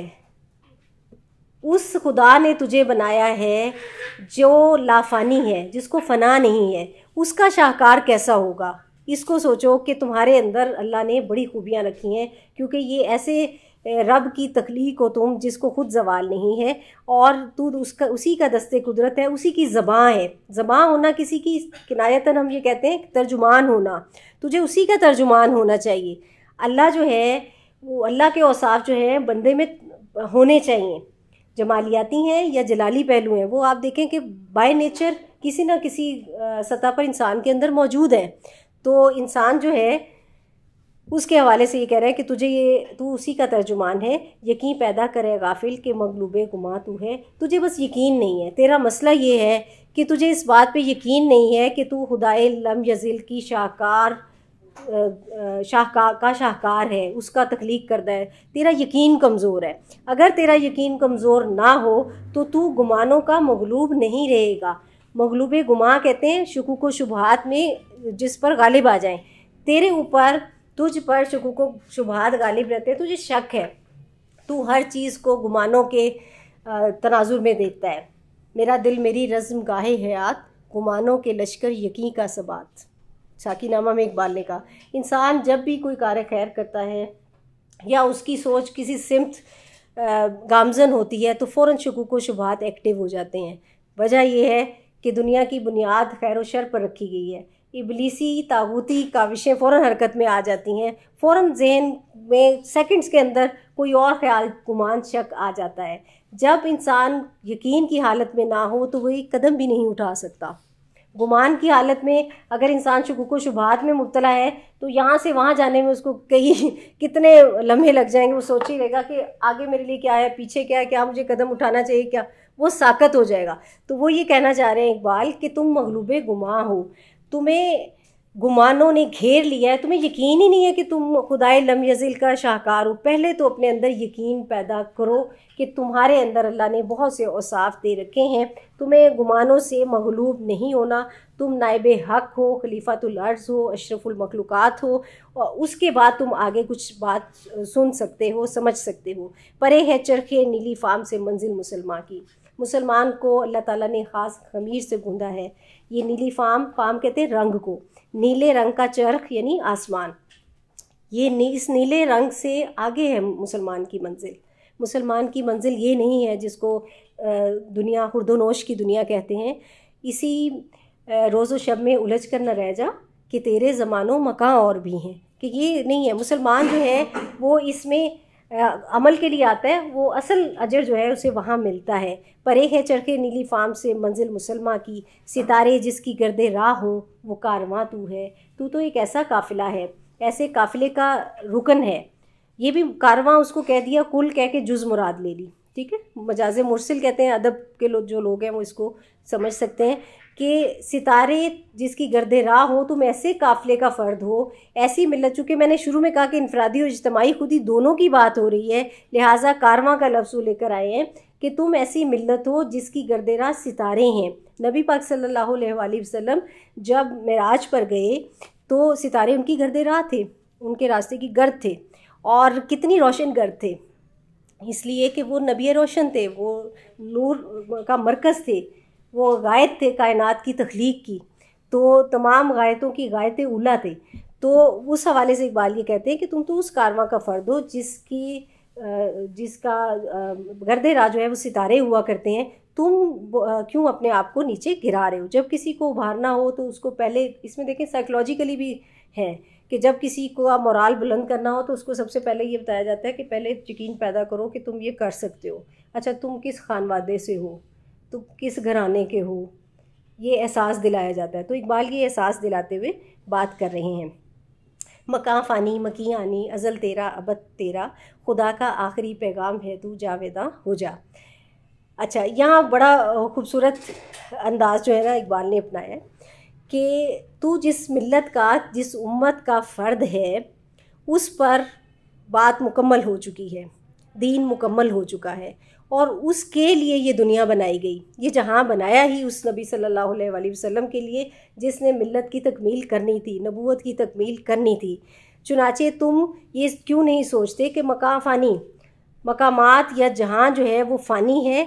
मकी आनी, आनी यहाँ पर आने के मानों में नहीं है, आन के मानों में है। आन कहते हैं लम्हे को, और इसके मकीन जो है, ये दुनिया भी ख़त्म हो जाएगी, इसके मकीन जो है आनी है। आन एक आन के हैं, एक लम्हे के हैं, लम्हाती हैं। मुराद ये कि लम्हाती हैं, ये नहीं कि आना नहीं है, ठीक है। और फ़ानी है, दुनिया फ़ानी है, और दुनिया के मकी जो हैं वो लम्हाती ज़िंदगी के लिए आए हैं, कुछ देर के लिए आए हैं, लेकिन अज़ल से अबद तक तू है। अज़ल तेरा अबद तेरा। कायनात जब बनी थी तो बशर को भेज दिया गया था, कायनात ख़त्म होगी जब बशर चला जाएगा। तो दुनिया तो इंसान के वजूद से कायम है, और इन वजूद में सबसे अहसन वजूद नबी पाक सल्लल्लाहु अलैहि वसल्लम का वजूद है, और जिनके लिए आसमान और ज़मीन बनाए गए, और जिनके लिए तख्लीक़ कायनात की गई, और अल खल्क़ु अयालुल्लाह भी कहते हैं। तो उस हवाले से अगर देखें तो कायनात जो है वो नबी पाक सल्लल्लाहु अलैहि वसल्लम के लिए बनाएगी। उनकी उम्मत आखिरी उम्मत है, एहसन उम्मत है, उस पर दीन मुकम्मल हो गया, दुनिया ख़त्म हो जाएगी, लेकिन अज़ल से अब तक इस हकीकत को कोई मिटा नहीं सकता। खुदा का आखिरी पैगाम है तू, और ये जो है इस राज को समझ ले कि ये आखिरी पैगाम था खुदा का जो नबी पाक सल्लल्लाहु अलैहि वसल्लम पर कुरान पाक की सूरत में मुकम्मल हुआ। जावेदा तू है, और जो आखिरी होता है वही हमेशा होता है, आखिर को हमेशगी हासिल है, लिहाजा जावेदा तो तू है। तू ये यकीन क्यों नहीं करता तुझे बनाने वाला अजीम, तुझे बनाने का मकसद अजीम, तेरी उम्मत अजीम, जिस उम्मत मिल्लत का तू फ़र्द है वो अजीम, और वो पैगाम अजीम, कुरान पाक का पैगाम अजीम जो कि आखिरी पैगाम था। तो ये तुझे इस हकीकत का यकीन नहीं है, बस इसे तुझे इस बात का यकीन करना होगा। हिना बंदे उरूसे लाला है हुने जिगर तेरा, तेरी निस्बत बराहीमी है मैं मारे जहाँ तू है। और ये बात जहन में रख। अब यहाँ तक जो बात है उसमें एक एहसास सा, एक ज़ेरी लहर ये पैदा होती है कि शायद मुसलमानों को मेहनत की ज़रूरत नहीं है, वो तो आखिरी पैगाम उनका है, आला तरीन मिल्लत वो हैं, तो फिर उनको अमल की क्या ज़रूरत है। तो इकबाल ने साथ ही इस तरह का शेर रख दिया है कि ये मत समझो कि ये तुम्हें आसानी से हासिल हो गया, ये मत समझो कि मिल्लत इस्लामिया का ये आखिरी पैगाम बहुत प्लेट में रख कर पेश कर दिया गया था, बल्कि इसके पीछे एक स्ट्रगल जो है वो हिना बंदी की जो कोशिश है उस पर भी नज़र दौड़ाओ। हिना बंदे उरूसे लाला है हुने जिगर तेरा, कि तेरी मिल्लत जो है उसने इसके लिए हुने जिगर सर्फ किया है। मुसलमान ने अंबिया अलैहिस्सलाम से लेकर अब यहाँ पर आप देखें ना, उरूस से लाला, उरूस कहते हैं दुल्हन को, लाला की दुल्हन की हिना बंदी मेहंदी लगाना। लाला जो है वो एक दुल्हन है जिसको मेहंदी लगाई गई है, और लाला मिल्लत इस्लामिया है, और मिल्लत लाला का फूल जो है आप देखिए सुर्ख रंग का है, और खूने जिगर उसने इतना खूने जिगर सर्व किया है कि वो खुद खून से नहा गया है। कि मिल्लत इस्लामिया इसलिए उरूस लाला की तरह है या कि उसकी हिना बंदी खूने जिगर देकर सर्फ करके की गई है। इसकी बुनियाद अमाल पर रखी गई है। अमल से ज़िंदगी बनती है जन्नत भी जहन्नम भी, ये खाकी अपनी फितरत में ना नूरी है ना रारी। तो ये इस तरफ इशारा कर दिया कि ऐसा नहीं है कि ये तुम्हें आसानी से मिल गया, तेरी निस्बत बराहीमी है। हज़रत इब्राहीम अलैहिस्सलाम से तुझे निस्बत है, उन्होंने इसकी बुनियाद रखी मेमारे जहाँ तू है, जहाँ का तू मेमार है। खाने काबा की इमारत साजी के हवाले से आप देखें तो पूरा वाक़या आपके सामने है, और ये खलीलुल्लाह का दरिया वो इससे पेशतर कह भी चुके हैं। चुनांचे वो कहते हैं कि तू तो मेमारे जहाँ है, जिस पर नबूवत की तकमील हुई तो उस नबी सल्लल्लाहु अलैहि वसल्लम का उम्मती है।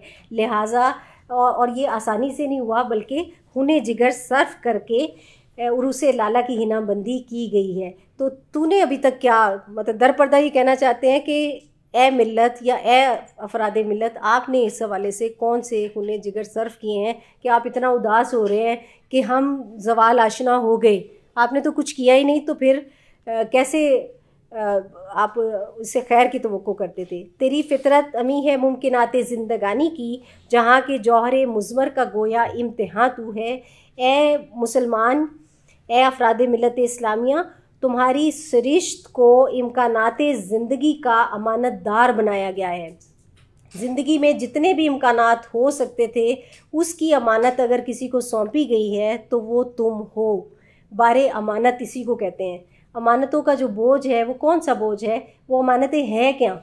वो अमानतें इम्कानात की हैं कि इंसान के अंदर अल्लाह ने कितने इम्कानात रखे हैं, वो उनको बरूए कार लाएगा तो दुनिया जो है उसके दुनिया में उसके वजूद का इजहार होगा, उसकी पार्टिसिपेशन का इजहार होगा। चुनाचे वो ये कहते हैं कि तेरी फितरत अमी है मुमकिनात ज़िंदगानी की, तुझे अमानतदार बनाया गया है कि तू इन इम्कानात ज़िंदगी की हिफाजत करे, इन पर अमल पैरा हो, इनका इजहार करे। जहाँ के जौहर मुज़मर का गोया इम्तिहान तू है। तू तो एक कसौटी है, कसवटी भी इसको कहते हैं, या आजमाइश। तुझ पर तो एक आजमाइश बस रख दी गई है कि जितने जौहर मुज़मर थे, जितने छुपे हुए ख़जाने थे, वो तुमने ज़ाहिर करने हैं। उन खूबियों को ज़ाहिर तुमने करना है अपने अमाल के साथ। यानी बशर को कहा गया कि तुम्हें जब ज़िंदगी में दुनिया में भेजा गया तो तुम्हें बहुत सी अमानतों का सज़ावार ठहराया गया, अहल ठहराया गया। वो अमानतें इम्कानात ज़िंदगी की हैं, और जितने भी दुनिया में मुज़मरात हैं, जितनी भी छुपी हुई चीज़ें हैं वो तुमने बाहर लानी है। अगर अमल करोगे तो वो बाहर आ जाएंगी। आज कायनात की जो शक्ल है वो नहीं है जो रोज़े अव्वल थी।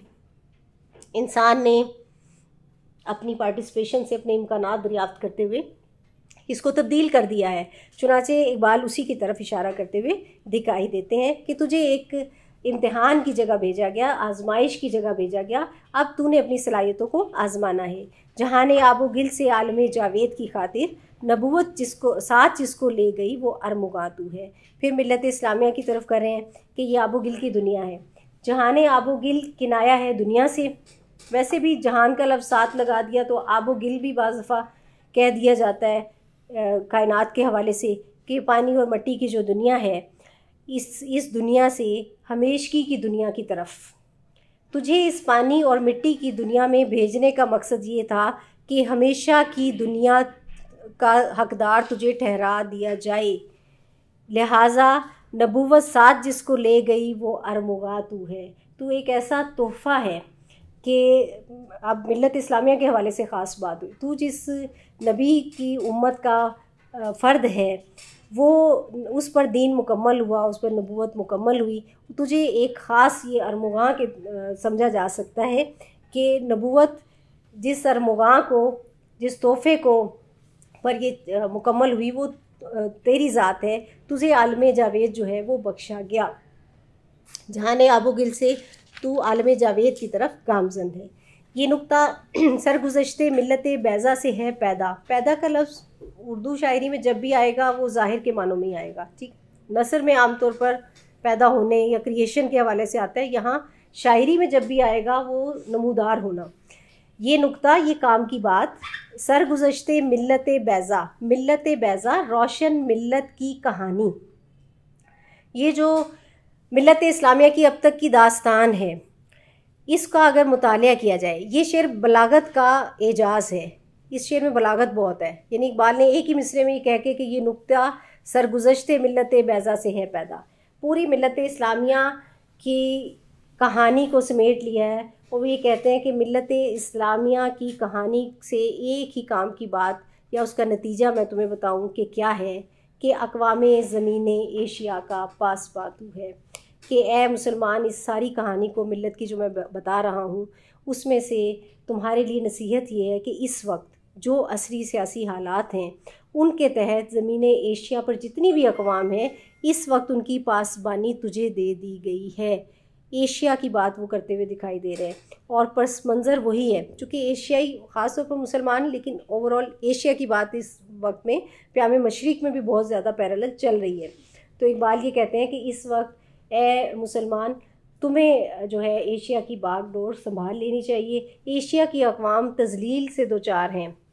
अक़वाम मग़रिब उन पर गलबा कर रही हैं हर एतबार से, जंगों की सूरत में भी, और उनके अंदर वो जो गद्दारी के अनासर पैदा करके भी हर दो हवालों से वो हावी आने की कोशिश कर रहे हैं। लिहाजा तुझे चाहिए कि तू लीडरशिप संभाल ले। तुझे चाहिए कि एशिया के अक़वाम को इस दर्द से निकाल। तू तो इतनी बड़ी कौम का फ़र्द है, तेरे लिए क्या मुश्किल है। और ये कैसे होगा? ये उसी सूरत में होगा, सबक फिर पढ़ सदाकत का। तुझे एक दफ़ा फिर अपना सबक याद करना होगा। तुझे सबक भूल गया है, और वो सबक क्या था? सदाकत, सच्चाई का, अदालत, अदल या इंसाफ का, शुजाअत, जवामर्दी का। अगर ये सबक दोबारा से तुझे याद हो जाए, और याद होने का तरीका ये कि तेरे आमाल में नज़र आए, तो तू समझ ले कि लिया जाएगा तुझसे काम दुनिया की इमामत का। अब इकबाल की यहाँ पर स्मार्टनेस बहुत ज़्यादा है कि जब हम एशिया का आता है ना कि अक़वामे ज़मीन एशिया का पासबातू है, तो इंसान थोड़ा सा, हमारा तख़य्युल थोड़ा सा ये करता है कि अच्छा सिर्फ़ एशिया का ही है। यानी हमारे तख़य्युल को थोड़ा सा समझौता करना पड़ता है कि शायर ने इतनी बड़ी बात की और कह दिया कि तू सरज़मीन एशिया की अक़वाम का है, लेकिन अगले ही शेर में वो कहता है कि तू एशिया की पासबानी तो कर सकता है, लेकिन एक सबक ऐसा है जो तू पढ़ ले तो फिर पूरी दुनिया की इमामत करेगा। सदाकत का, अदालत का, शुजाअत का। ये सबक तुम्हारी तारीख़ के औराक़ में मौजूद है, अशख़ास के कारनामों की सूरत में या मुख्तलिफ़ सुनहरी अदवार की सूरत में। तुझे उस सबक को दोबारा पढ़ना होगा कि सदाकत में वो कैसे थे, शुजाअत में कैसे थे, अदालत में कैसे थे, वो किस तरह ज़िंदगी गुजारा करते थे। इस सबक को पढ़ने के लिए तारीख़ की तरफ मुतवज्जे हो जा। अब इस बाब में इस बंद में इस बंद में वो ये इस बंद में उनका खुलासा ये है कि तुम्हें माजी की तरफ जो है वो जाना होगा। और तरकीब बंद जो होता है उसमें एक हुस्न ये रखा जाता है कि जहाँ बात ख़त्म होती है उसी से अगला बंद जो है वो शुरू हो जाता है, एक तवाज़ुन रखने के लिए, तसलसल रखने के लिए। यहाँ पर अब माजी का वो सबक, उसकी डिटेल्स आएंगी कि माजी का वो सबक क्या था। उससे पेशतर इस बंद में आप तकरार लफ्ज़ी देखेंगे। फ़नी हवाले से तकरार लफ्ज़ी बहुत है। मकाफ़ानी, मकीयानी, अज़ल तेरा, बद तेरा, तू की तकरार। फिर तरकीबात जो हैं वो बड़ी रुमानवी जमालियाती किस्म की हैं। हिना बंदे उरूसे लाला, हुने जिगर उसकी रियायत से। और तलमीहात बहुत सी नज़र आएंगी आपको, और किनायात बहुत से नज़र आएंगे। और इस तरह मिल्लत बैज़ा की सरगुज़श्त वो सुनाते हुए दिखाई देते हैं। अगले बंद में वो औसाफ जो रुखसत हो गए हैं, जो माजी का किस्सा बन गए हैं, इकबाल उनकी डिटेल में जाते हैं। और एक तरह से कहना ये चाह रहे हैं कि बंदाए हुर में या आज़ाद बंदे में जो खुसूसियात होनी चाहिए वो ये खुसूसियात है। यही मकसूद फ़ितरत है, यही रमज़े मुसलमानी, उख़ुवत की जहाँगीरी, महब्बत की फरावानी। बुताने रंगो खूं को तोड़ कर मिल्लत में गुम हो जा, ना तू रानी रहे बाकी, ना ईरानी ना अफ़गानी। म्याने शाख सारा सोहबते मुर्गे चमन कब तक, तेरे बाजू में है परवाज़े शाहीने कोहस्तानी। गुमा आबाद हस्ती में यकीन मर्दे मुसलमा का, बयाबां की शबे तारीक में किंदीले रहबानी। मिटाया कैसरो किसरा के इस्तिबदाद को जिसने, वो क्या था ज़ोरे हैदर फ़क्र बूज़र सिद के सलमानी। हुए एहरारे मिल्लत ज़्यादा पैमा किस तजम्मुल से, तमाशाई शिगाफ़े दर से हैं सदियों के ज़िंदानी। सबाते ज़िंदगी ईमाने मुहकम से है दुनिया में, कि अलमानी से भी पाइंदा तर निकला है तू रानी। जब इस अंगारा एक खाकी में होता है यकीन पैदा, तो कर लेता है ये बालों परे रूहुल अमी पैदा। अब यहाँ पर वो औसाफ हैं जो मिल्लत में जब थे तो मिल्लत उरूज पर थी। सबसे पहली चीज़ क्या है कि उखुवत और मोहब्बत। बनी आदम जो है, कहा गया कि मुसलमान एक जिस्म की मानंद है, अगर एक उज़्व को तकलीफ़ पहुँचती है तो पूरे जिस्म को दर्द होता है। और उसमें भी इकबाल के कुछ शेर आपके सामने हो तो आपके जहन में आएगा कि मुब्तला दर्द कोई उज़्व हो तो रोती है आँख, किस कदर हमदर्द सारे जिस्म की होती है आँख। और वो आँख इकबाल ने शायर को कहा है कि शायर ज़माने की आँख होता है, कोई भी तकलीफ़ हो शायर का दिल रोता है। तो यहाँ पर अब इस हवाले से देखें तो उखुवत की जहाँगीरी के तुम ये सबक भूल गए हो कि जहाँगीरी यानी जहाँ पर छा जाना, कैसे वो माजी में मुसलमान छाए, अपने भाईचारे के जज्बे से छाए। और मदीना की तरफ जब हिजरत की तो आप ये देखें कि उनका सलूक किस तरह का था, इब्तदा वहीं से हो जाती है। मोहब्बत की फरावानी, मोहब्बत उनमें बहुत ज़्यादा थी। और आपको कुरान पाक में इस तरह के बहुत के मुसलमान जो हैं आपस में शफीक होते हैं और काफिरों के मुकाबले में सीसा पिलाई हुई दीवार होते हैं। तो कि ये आपस में उनके जो है शफ़क़त होती है। हो हल्का यारा तो बरेशम की तरह नर्म, रज़्म हक़ व बातिल हो तो फौलाद है मोमिन। कि मोमिन जो है उसके औसाफ में ये आता है कि अख़ुवत की जहाँगीरी के लिए तुम्हें भेजा गया था। अब भाईचारा नाम को नहीं है, अब अख़ुवत का सबक इसलिए पढ़ा रहे हैं कि सारे मुसलमान मुख्तलिफ़ ख़ित्तों के एक हो जाए। मोहब्बत की फरावानी, मोहब्बत की कसरत करो, मोहब्बत फ़ातिह आलम। इकबाल ने इसको ये कहा है कि मोहब्बत दिलों को जीत देती है, मोहब्बत दुनिया जीत लेती है। लिहाजा तुम्हें इत्तेहाद से काम लेना होगा। बुताने रंगो खून को तोड़कर मिल्लत में गुम हो जा। ये बुत हैं रंग और खून के, जो नबी पाक सल्लल्लाहु अलैहि वसल्लम ने अपने आखिरी खुतबे में जिनकी तरफ इशारा भी कर दिया था कि तुम एक ही रब की औलाद हो, तो तुम रंग की बुनियाद पर, काले और गोरे की बुनियाद पर, या मुख्तलिफ़ जो इस तरह के बुत हैं उसकी बुनियाद पर, अजमी और अरबी की बुनियाद पर आपस में तफरीका मत डालना। और तुम में से बेहतरीन वो है जो कि तक़वा में बेहतरीन है। जो तक़वा में तुम में से सबसे अच्छा वो होगा जो तक़वा में। काले को गोरे पर, गोरे को काले पर, अजमी को अरबी पर, अरबी को अजमी पर कोई बरतरी हासिल नहीं माँ सिवाय तक़वा के लिए, तक़वा की। तो यहाँ पर वो उसी तरफ इशारा कर रहे हैं कि मुसलमानों का इस वक्त सबसे बड़ा मसला बुत हैं जो रंग और खून के हैं। अब बुत जो है वो किसी भी तरह के बुत हों वो इकबाल को गवारा नहीं है। और इकबाल ने ख़ुद ये जगह कहा कि वतनियत भी बुत परस्ती की एक शक्ल है, कि ये जो हम बना लेते हैं, जोग्राफियाई हदबंदी कर लेते हैं, तो मिल्लत इस्लामिया के लिए ये भी बुत है। तो रंग और खून के बुतों को तोड़कर मिल्लत हिजाज़ी की बात करो, और तुम्हें तुरानी के तौर पर अपनी पहचान नहीं करवानी, ईरानी के तौर पर नहीं करवानी, अफ़गानी के तौर पर नहीं करानी। मिसाल के तौर पर 3 नाम ले लिए कि तीनों के हवाले से इश्यूज़ चूँकि सियासी तौर पर चल रहे थे। इस वक्त तुम्हें मिल्लत की बात करनी चाहिए, इस वक्त तुम्हारी बका का मसला नहीं होना चाहिए, मिल्लत की बका का मसला होना चाहिए। म्याने शाख सारा सोबत मुर्गे चमन कब तक, म्याने शाख सारा सोहबत मुर्गे चमन कब तक, तेरे बाजू में है परवाज़ शाहीन कोहिस्तानी। कि अब इसको अब जमालियाती पैकर में यूँ समझाया कि तुम अपनी अपनी शाखसार पर बैठे, चमन के, मुर्ग कहते हैं परिंदे को, चमन के ऐसे परिंदे क्यों बन गए हो जो अपनी अपनी शाखसार पर बैठे हो। कोई कहता है मैं अफ़गानी हूँ, कोई कहता है मैं ईरानी हूँ, कोई कहता है मैं तुरानी हूँ। तो अपनी अपनी शाखों पर कब तक नगमे गाते रहोगे। शाखसारों पर, टहनियों पर अपने अपने नगमे मत गाओ, बल्कि तुम तो कोहिस्तानी हो। तो कोहिस्तान जो होता है ना, उसको तसलसल के लिए इकबाल लाए। कोहिस्तान पहाड़ी सिलसिला, एक पहाड़ ख़त्म होता है साथ ही दूसरा शुरू होता है, और अपनी सलाबत जो है वो तोड़ता नहीं है।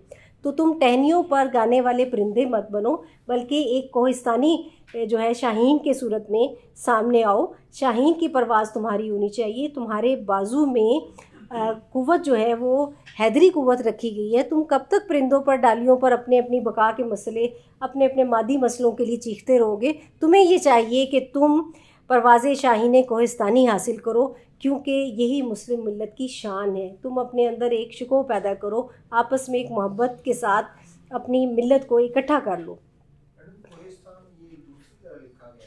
जी जी जी जी। कोहिस्तान वैसे पुरानी उर्दू में ना इसी तरह लिखा जाता है। दूसरा, ये कोहिस्तान ईरान के एक इलाके का भी नाम है, लेकिन यहाँ जो है वो सलाबत और उसके शाहीन चूँकि पहाड़ों पर और दूर उफ्तादा जगहों पर रहता है, बुलंद बांग, तो फिर ये तसलसल के लिए, एक सिलसिले के लिए इस्तेमाल किया गया यहाँ पर। गुमान आबाद हस्ती में यकी मर्दे मुसलमा का, बयाबा की शबे तारीख में किंदील रहबानी। और यहाँ पर वही बात दोबारा से वो पेश कर रहे हैं कि ज़िंदगी एक गुमान आबाद है, हस्ती या लाइफ, हयात जो है इसको समझ लो कि ये गुमान आबाद है। यहाँ गुमान, शुकूक व शुबहात जो है इंसान को हर वक्त अपने उसमें जकड़ में रखते हैं। शुकूक व शुबहात इंसान को हर वक्त घेरे रखते हैं। ये गुमानों की दुनिया है, और यहाँ वही ज़िंदा रहेगा जो यकीन से काम लेगा। ठीक है, एक दुनिया में हर तरफ गुमान फैला हुआ है, तो गुमान के सहारे तो कोई नहीं आगे बढ़ सकता, वही आगे बढ़ेगा जिसका यकीन पुख्ता होगा। चुनांचे इकबाल ये कहते हैं कि गुमान आबाद हस्ती में यकीन मर्दे मुसलमान का, गुमानों से भरपूर दुनिया में मुसलमान का यकीन इस तरह हुआ करता है जैसे बेआबां की तारीक रात में कोई रहबानियत की किंदील जला रहा हो। किंदील कहते हैं शमा को। रहबानियत यहाँ पर रहबानियत के मानों में नहीं आई, बल्कि दरवेशी के मानों में आई है। जैसे किसी दरवेश ने अपना चिराग रोशन कर रखा हो। यकीन इस तरह होता है, दरवेश के चिराग की तरह होता है, हर तरफ अंधेरा होता है। शुकूक व शुबहात इंसान को हमेशा अंधेरे की तरफ लेकर जाते हैं। शक की बना पर कभी किसी ने रोशनी नहीं पाई। शक हमेशा इंसान को मायूस करता है, तारीकी में ले जाता है, इंसान पीछे होता चला जाता है। इकबाल ये कहते हैं कि यकीन ऐसे ही होता है जैसे चिराग हो किसी दरवेश का। और इकबाल ने अपनी शायरी के लिए भी ये इस्तेमाल किया कि मेरी शायरी जो है दरवेश के चिराग की तरह है एक मकाम पर। तो ये यकीन जो है इंसान को, यकीन की लौ उसको आगे लेके जाती है, और ये इमेजरी बहुत खूबसूरत है यहाँ पर। अब आप इसका इतलाक़ करें कि मुसलमान ज़वाल का शिकार है, ग़ुलामी का अंधेरा है, और कंदील रहबानी या दरवेश का चिराग जो है, इकबाल का पैगाम जो है वो ये रोशनी दिखा रहा है कि अपने अंदर यकीन पैदा करो अगर तुमने दुनिया पे फ़तह याब होना है। यकीन हमेशा फ़तह याब होता है। तेरा जौहर है नूरी पाक है तू, एक जगह इकबाल ने फरमाया ना, तेरा जौहर है नूरी पाक है तू, फ़रोगे दीदाए अफलाक है तू। ये थोड़ा सा इधर गिर गया। एक दो बैती में कहते हैं कि तेरा जोहर है नूरी पाक है तू, फ़रोगे दीदाई अफलाक है तू, तेरे सैदे ज़बूं अफरिश्ता हूर कि शाहीन शहे लौलाक है तू, कि तू तो लौलाक का शाहीन है, तू तो नबी पाक सल्लल्लाहु अलैहि वसल्लम की मिल्लत का फ़र्द है। तो किंदीले रहबानी जो है, दरवेश ने जो पैगाम दिया है, इकबाल जो पैगाम दे रहे हैं, वो यकीन का पैगाम है, उस तरफ लाते हुए दिखा रहे हैं। और मुस्लिम मिल्लत से जो मिसालें देते हैं, अब आगे चलकर वो आएंगी। कभी तुमने गौर किया कि कैसर व किस्रा के इस्तिबदाद को किसने मिटाया कैसर व किस्रा के इस्तिबदाद को जिसने, इस्तिबदाद कहते हैं रोब को, दबदबे को। कैसर रूम के बादशाह और किस्रा ईरान के बादशाह, और ये कई हुआ करते थे। कयासरा और अकासरा का एक सिलसिला था। तो ये एक से बढ़कर एक अपनी रौनक में, रोब में, दबदबे में हुआ करते थे, शान और शिकों से आते थे। मुसलमान जो है बिल्कुल सादा थे, लेकिन दिल में जो है यकीन की शमा रोशन रहती थी। तो इकबाल ये कहते हैं कि ज़ाहिरियत से या ज़ाहरी साजो सामान से परेशान मत हो जाना कि तुम इन सब का मुकाबला कैसे कर लोगे। यकीन की दुनिया में सबसे पहला शुबा जो दिल में डाला जाता है वो वसाइल से महरूमी डाली जाती है। आप देखेंगे कि आज भी हम अपने मुल्की या मिली हालात से जब परेशान होते हैं तो सबसे पहले हमारा जहन ये जाता है कि हमारे पास तो वसाइल ही नहीं है। तो यकीन को मारने का पहला हथियार मादी ही होता है, वसाइल की कमी के हवाले से ही होता है। तो इकबाल ये कहते हैं कि कैसर व किस्रा के इस्तिबदाद को जहन में लाओ। उसको किस चीज़ ने ख़त्म किया था? वो क्या था? ज़ोर हैदर, हज़रत अली रज़ी अल्लाह ताला अन्हो का ज़ोर था, जिनकी वालिदा माजिदा ने उनको हैदर का लक़ब दिया था और उन्हें हैदर कर्रार कहते हैं, बार बार हमला करने वाला, पलट कर हमला करने वाला। तो वो ज़ोर हैदर था। और दरवेशी के एतबार से आप देखें कि आप रज़ी अल्लाह ताला अन्हो की हयात कैसी थी। फ़क्र अबूज़र, हज़रत अबू ज़र गफ़ारी की तरफ इशारा है, और जो कनात को बहुत ज़्यादा पसंद करते थे और जो चीज़ होती थी उसको खर्च कर देते थे, और बार बार कुरान का ये पैगाम सुनाया करते थे कि सोने और चांदी के ढेर जो हैं इंसान को खा जाएंगे, तो इस तरफ इसकी चकाचौंध की तरफ मत आओ। सादगी का पैगाम देते थे। सिद्क़े सलमानी, हज़रत सलमान फ़ारसी की तरफ इशारा, जो अपनी सदाकत, उनका जो है सदाकत के हवाले से बहुत आता है। वो सदाकत क्या है? सदाकत के हवाले से इकबाल का कोई शेर ज़हन में आ रहा है आपके? वो सदाकत के लिए जिस दिल में मरने की तरफ पहले अपने पैकरे काफ़ी में जहाँ पैदा करे। इससे हज़रत सलमान फ़ारसी रज़ी अल्लाह ताला अन्हो की हयात पर वाज़ेह रोशनी मिलती है इस शेर से भी, कि आपके अंदर एक तलाश शुरू से थी। पहले मजूसी थे, फिर ईसाई हुए, उसके बाद उनके अंदर ये लगन जो है वो रही कि मैं हक़ की तलाश की, सदाकत के लिए हो, सदाकत के लिए जिस दिल में मरने की तड़प पहले अपने पैकरे खाकी में जहाँ पैदा करे। तो वो जहाँ कैसे पैकरे खाकी में पैदा होती है? सदाकत के लिए सफ़र करना, उसकी सोहबतें बर्दाश्त करनी। कि उन्होंने सोहबतें क्या बर्दाश्त की कि वो जब ईसाई हो गए, फिर एक राहिब ने कहा कि आप हक़ की तलाश में हैं तो मदीना चले जाएं। वो मदीना मुनव्वरा गए, वहाँ ख़रीद लिए, एक ग़ुलाम के तौर पर बिक गए। फिर वहाँ ग़ुलाम से उन्हें वो आज़ादी नसीब हुई जिसे दीनी आज़ादी कहते हैं, और वो आप सल्लल्लाहु अलैहि वसल्लम पर ईमान ले आए। तो फिर वो रोशनी मिल गई। तो इसलिए कहा जाता है कि सिद्क़े सलमानी, हज़रत सलमान का सिद्क़, ये सदाकत की तड़प ये होती है, उसके लिए कुर्बानियाँ देनी पड़ती हैं, उसके लिए आगे बढ़ना होता है। चुनांचे इकबाल इस तरफ इशारा कर रहे हैं कि ये वो चीज़ें हैं कि क़ुव्वत भी चाहिए, दरवेशी भी चाहिए और सच्चाई भी चाहिए। ये जब तीन चीज़ें होती हैं तब इंसान आगे बढ़ता है, तब इंसान उसको वहमो गुमान को शिकस्त दे सकता है। हुए एहरारे मिल्लत ज़्यादा पैमा किस तजम्मुल से, कभी देखो तो सही कि तुम्हारे मिल्लत के अहरार, हुर की जमाए, बहादुर लोग, हुर्रियत पर चलने वाले लोग, तुम्हारे मुसलमानों के लीडर जो हैं वो किस शान से जाते थे। ज़्यादा पैमा कैसे होते थे? ज़्यादा कहते हैं रास्ते को, पैमा उस पर पैमाइश करना ही नहीं, चलना। वो किस शान से चलते थे? उनके पास शानो शिको कैसरो किसरा वाली नहीं थी, उनके पास सादगी की थी। तमाशाई शिगाफ़े दर से हैं सदियों के जिंदानी, के जो शिगाफ़े दर से उनका तमाशा करते थे, उनकी चाल का, कि ये किस तरह के लोग हैं, ये किस तरह ज़िंदगी गुजारते हैं। वो सदियों के ज़िंदानी हो चुके हैं, हैरत में मुब्तला हो चुके हैं और इस ज़िंदान से बाहर नहीं निकल पाए सोच के कि ये लोग कैसे ज़िंदगी बसर करते हैं, ये कैसे यकीन की दुनिया पर कायमो दायम हैं।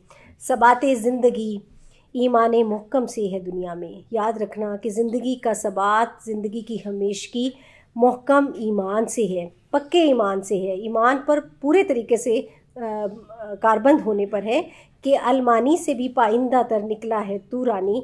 आज ही अल्मानिया का रहने वाला, अल्मानिया यानी जर्मनी का रहने वाला जो है, उससे जर्मनी जो है एक बड़ी ताकत थी, लेकिन आज देखो तुरानी यानी तुर्कान उस्मानी कि तुर्कान उस्मानी जो हैं या तुर्की के रहने वाले जो हैं, तुर्क लोग जो हैं वो उनसे ज़्यादा पाइंदा तर निकले हैं। हालांकि ज़ाहरी हवाले से जर्मनी जो है, जर्मनी की शिकस्त हुई थी जंग अज़ीम के हवाले से जब देखें तो वो इतनी बड़ी ताकत था, लेकिन उसके हाथ में कुछ नहीं आया। और यहाँ आप देखते हैं कि तुर्कान उस्मानी जो हैं वो थोड़े से वसाइल के साथ भी पूरे कुस्तुनतुनिया पर कब्ज़ा कर लेते हैं।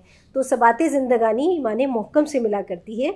इसीलिए वो दोबारा इसको दोहराते हैं कि जब इस अंगारा खाकी में होता है यकीन पैदा। अब अंगारा खाकी बहुत खूबसूरत तरकीब है। क्या वजह है इस तरकीब की, कोई रोशनी डाल सकता है? खाक क्या है? इंसान को खाकी कहा गया, मिट्टी का बना हुआ। मिट्टी और अंगारा इकट्ठे हो सकते हैं?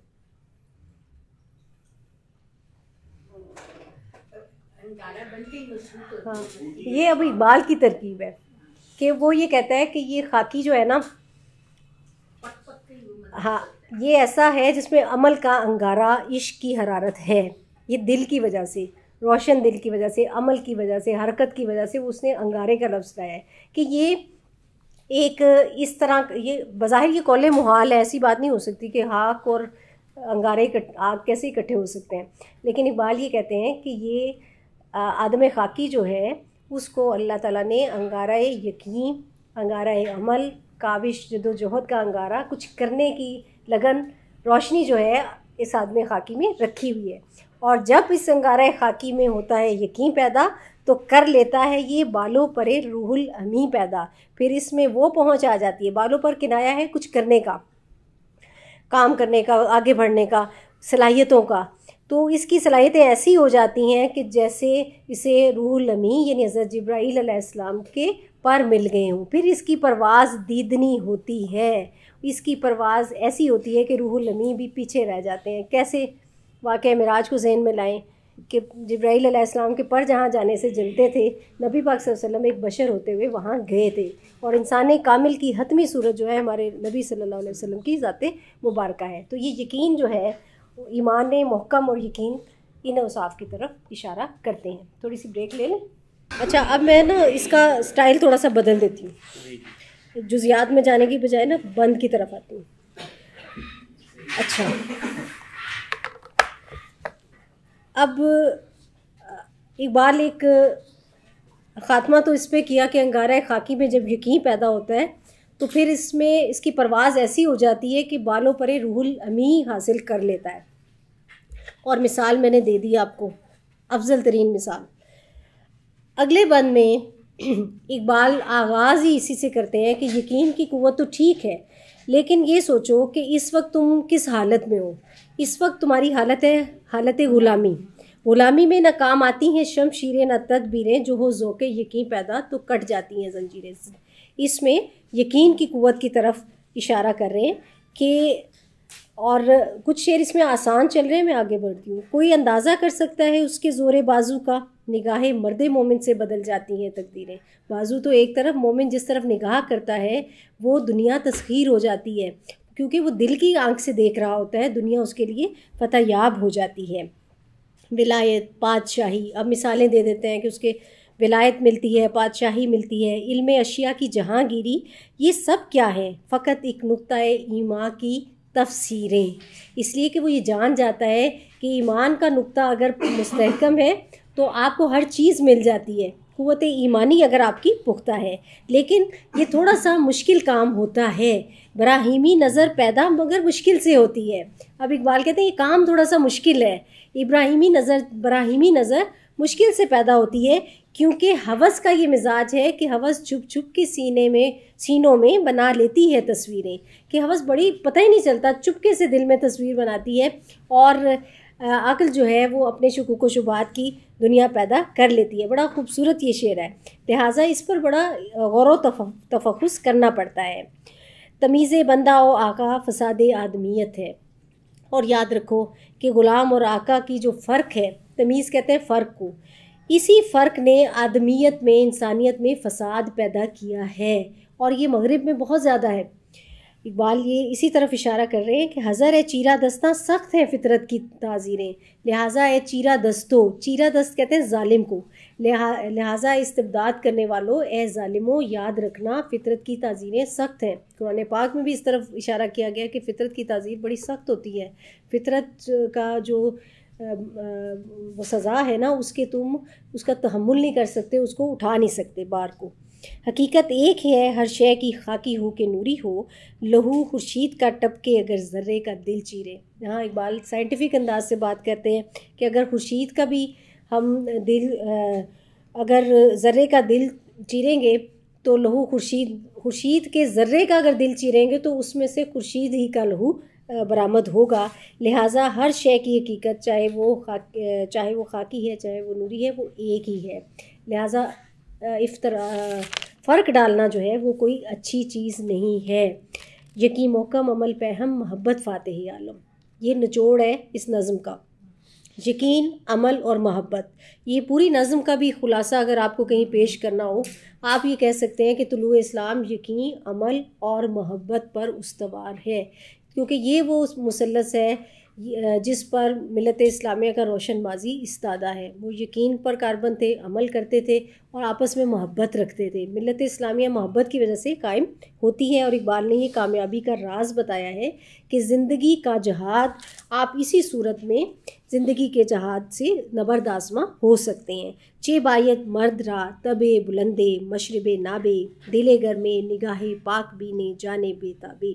मर्द को यानी फ़र्द को, मर्द कामिल को, मर्द मोमिन को क्या क्या चाहिए, उसकी ज़रूरियात क्या क्या है कि उसकी मिजाज, उसकी तबा, उसकी फ़ितरत बुलंद हो और वो खालिस शराब पिए। खालिस शराब क्या है, बादाए नाब क्या है मुसलमान के लिए, अकीदा तौहीद है उसका। शराब नाब जो है उसका ईमान है, उसका ईकान है, रब पर उसका ईमान है।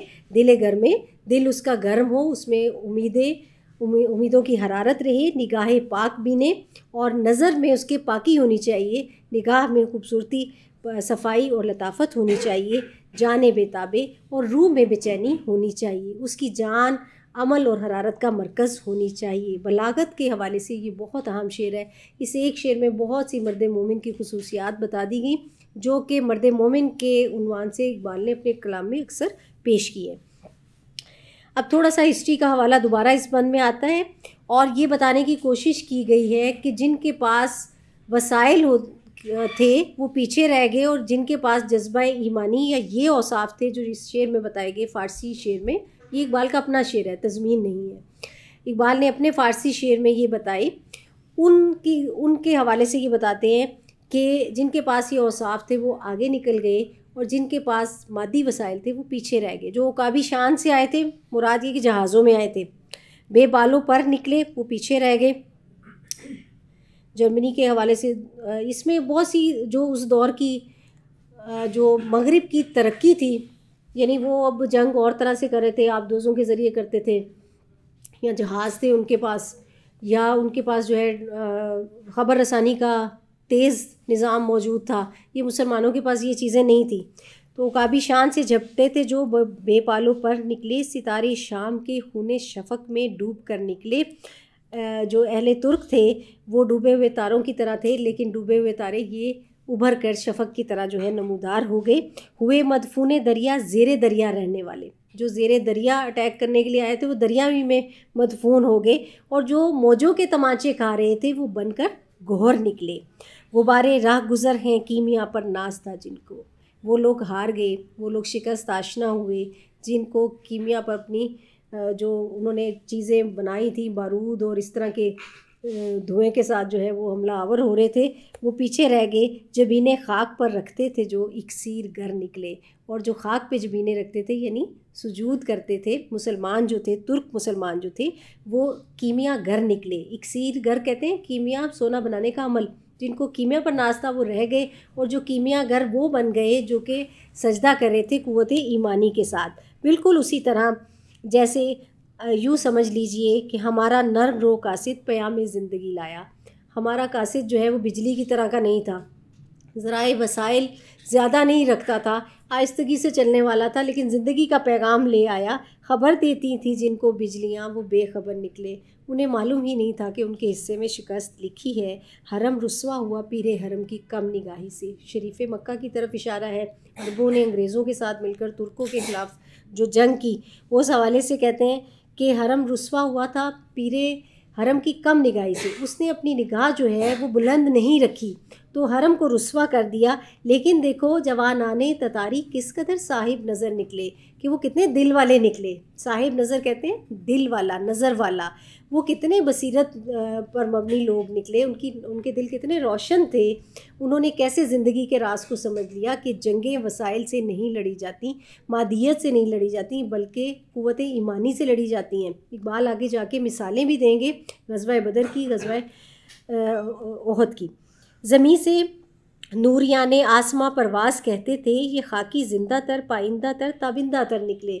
बहुत खूबसूरत शेर है कि जो आसमां परवाज़ नूरी थे, जो फरिश्ते आसमान पर परवाज़ कर रहे थे, वो भी कहते थे कि खाकी है लेकिन आसमान पर इसकी कमंद है।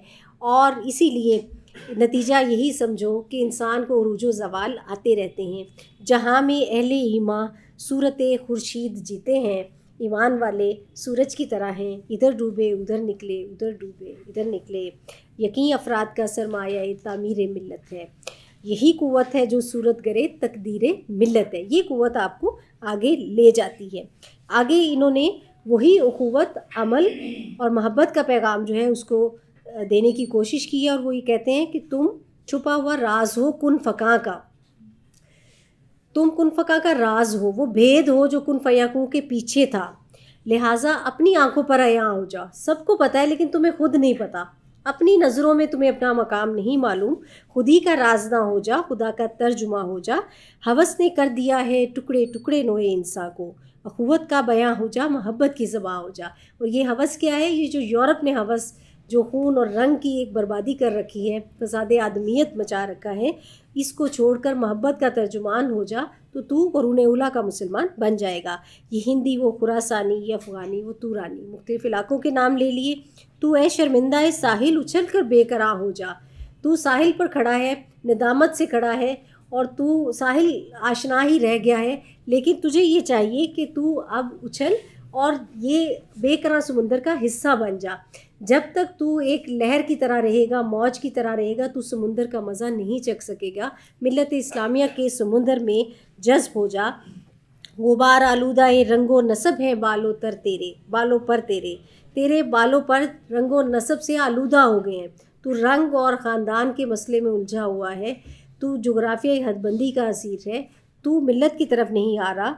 लिहाजा ए मुर्गे हरम, उड़ने से पहले पर फशा हो जा, अपने पर झाड़ दे। और ये रंगो नसब के जो आलाइशें हैं अपने परों से झाड़ दे, फिर देख तू कैसे आगे बढ़ता है। खुद ही में डूब जा गाफिल, ये सिर्र ज़िंदगानी, ये ज़िंदगी का भेद है। सिर कहते हैं भेद को। निकल कर हल्का ये शामो सहर से जावेदा हो जा। ये शामो सहर जो है दिन रात की आम ज़िंदगी, अमूमी ज़िंदगी, जानवरों की सी ज़िंदगी से निकला। मसाफ़े ज़िंदगी में सीरत फ़ौलाद पैदा कर। सीरत फ़ौलाद, मज़बूत शख्सियत तेरी होनी चाहिए। शबिस्ताने ज़िंदगी के मैदान में तू फ़ौलादी शख्सियत बन जा, और शबिस्ताने मोहब्बत में हरीरों परनियाँ हो जा। वही बात जो पहले मैंने की थी कि मोमिन आपस में शफीक हो जाते हैं। गुज़र जा बन के सैले तुंद रो को हो बेआबा से, एक तेज़ समुंदर की तरह कोहो बेआबास से निकल। गुलिस्तान राह में आए तो जुए नगमा खां हो जा, और जब रास्ते में गुलशन आ जाए तो फिर एक नदी की तरह हो जा जो नगमे गाती हुई आती है। यानी गैरों के मुकाबले में कोहो बेआबा हो और अपनों के मुकाबले में गुलिस्तान, मिलत इस्लामिया के गुलिस्तान में जब आओ तो फिर एक खूबसूरत नगमगाती हुई नदी की तरह हो जाओ।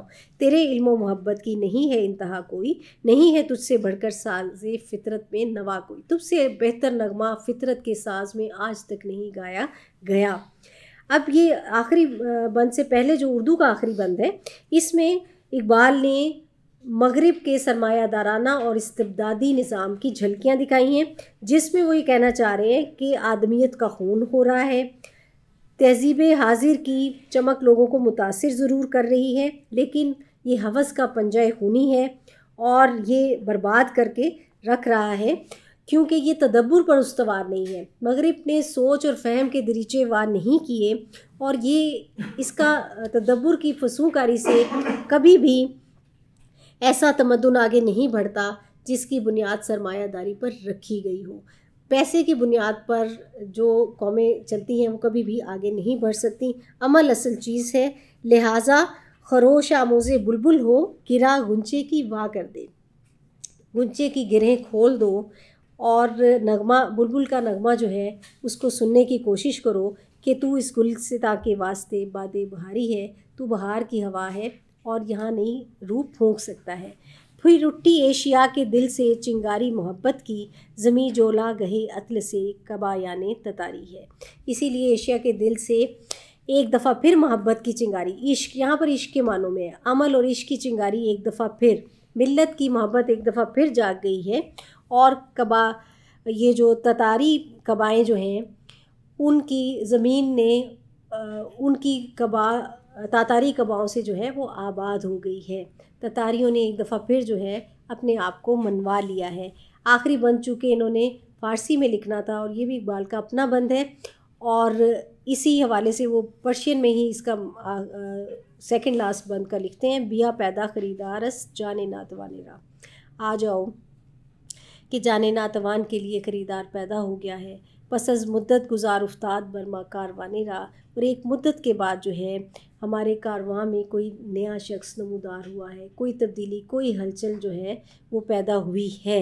अब आखिर में आपको याद है कि शुरू में इन्होंने कहा था कि बुलबुल को नगमे हालात के मुताबिक अलापने हैं, लिहाजा यहाँ इकबाल जो है बड़ी सरशारी के साथ कहते हैं कि मैंने एक बहार को महसूस कर लिया है और अब मैं नए नगमे पेश कर रहा हूँ।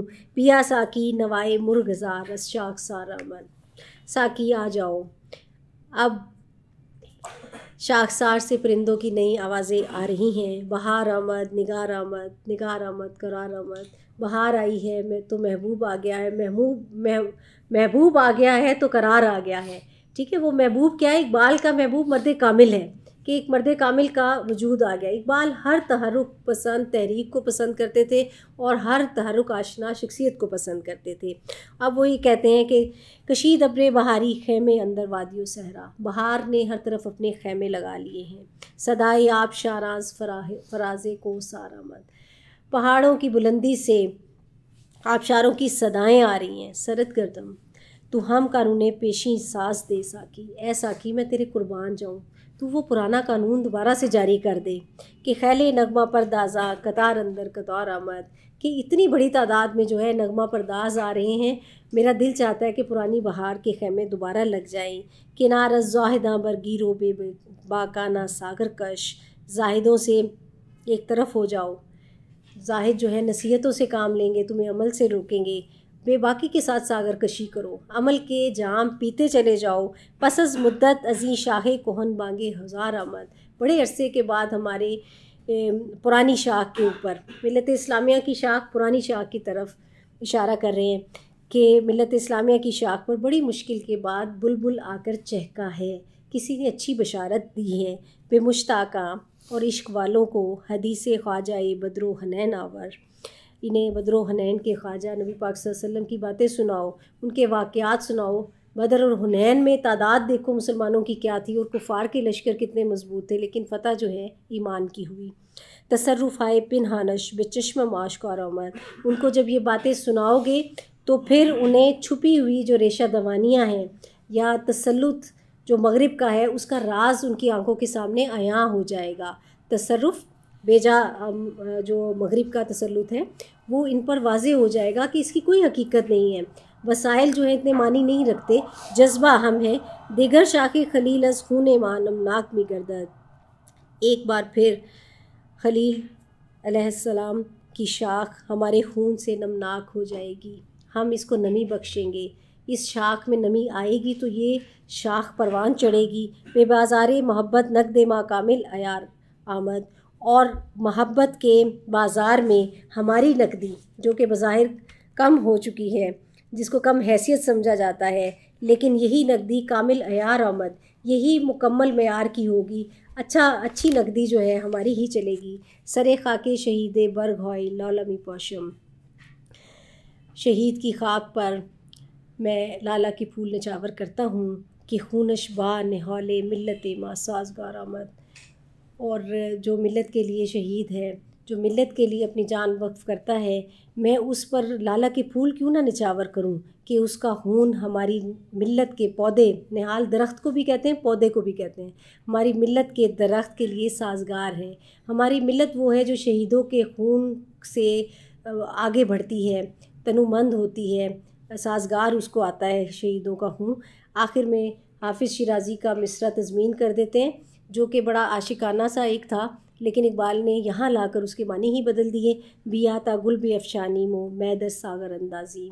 आ जाओ ताकि हम फूल निछावर करें और सागरों में मैं उंडेलें, फलक रा सक़्फ़ बिशगाफ़ी, और अपने गुलगपाड़े से, अपने शोर शराबे से आसमान की छत उड़ा दें। व तरह दीगर अंदाजी, और एक नया अंदाज़ जो है उसकी बुनियाद रख दें। तो वो नया अंदाज़ क्या है? वो सोज़ो साज़ का है, ज़ौक़ व शौक़ का है, आगे बढ़ने का है कि आओ अब एक देखें हंगामी नौइयत का वाक़या है, एक सियासी वाक़या है, लेकिन इकबाल की के अंदर जो तड़प मौजूद है मिल्लत इस्लामिया की, उसके लिए वो इस बात को कितनी बुलंदी से लेकर जाते हैं। माज़ी की खूबसूरत दास्तान को साथ साथ रखते हैं और कुरानिक तसव्वुर को साथ मिलाकर मिल्लत इस्लामिया को यकीन का, अमल का और मोहब्बत का पैगाम देते हैं। ये मुसल्लस है तुलुए इस्लाम की कि आप 3 लफ्ज़ों में से बयान कर सकते हैं कि ये यकीन, अमल और मोहब्बत की कहानी है जो इकबाल मुसलमान के दिल पर वाज़े तर करना चाहते हैं। बहुत शुक्रिया।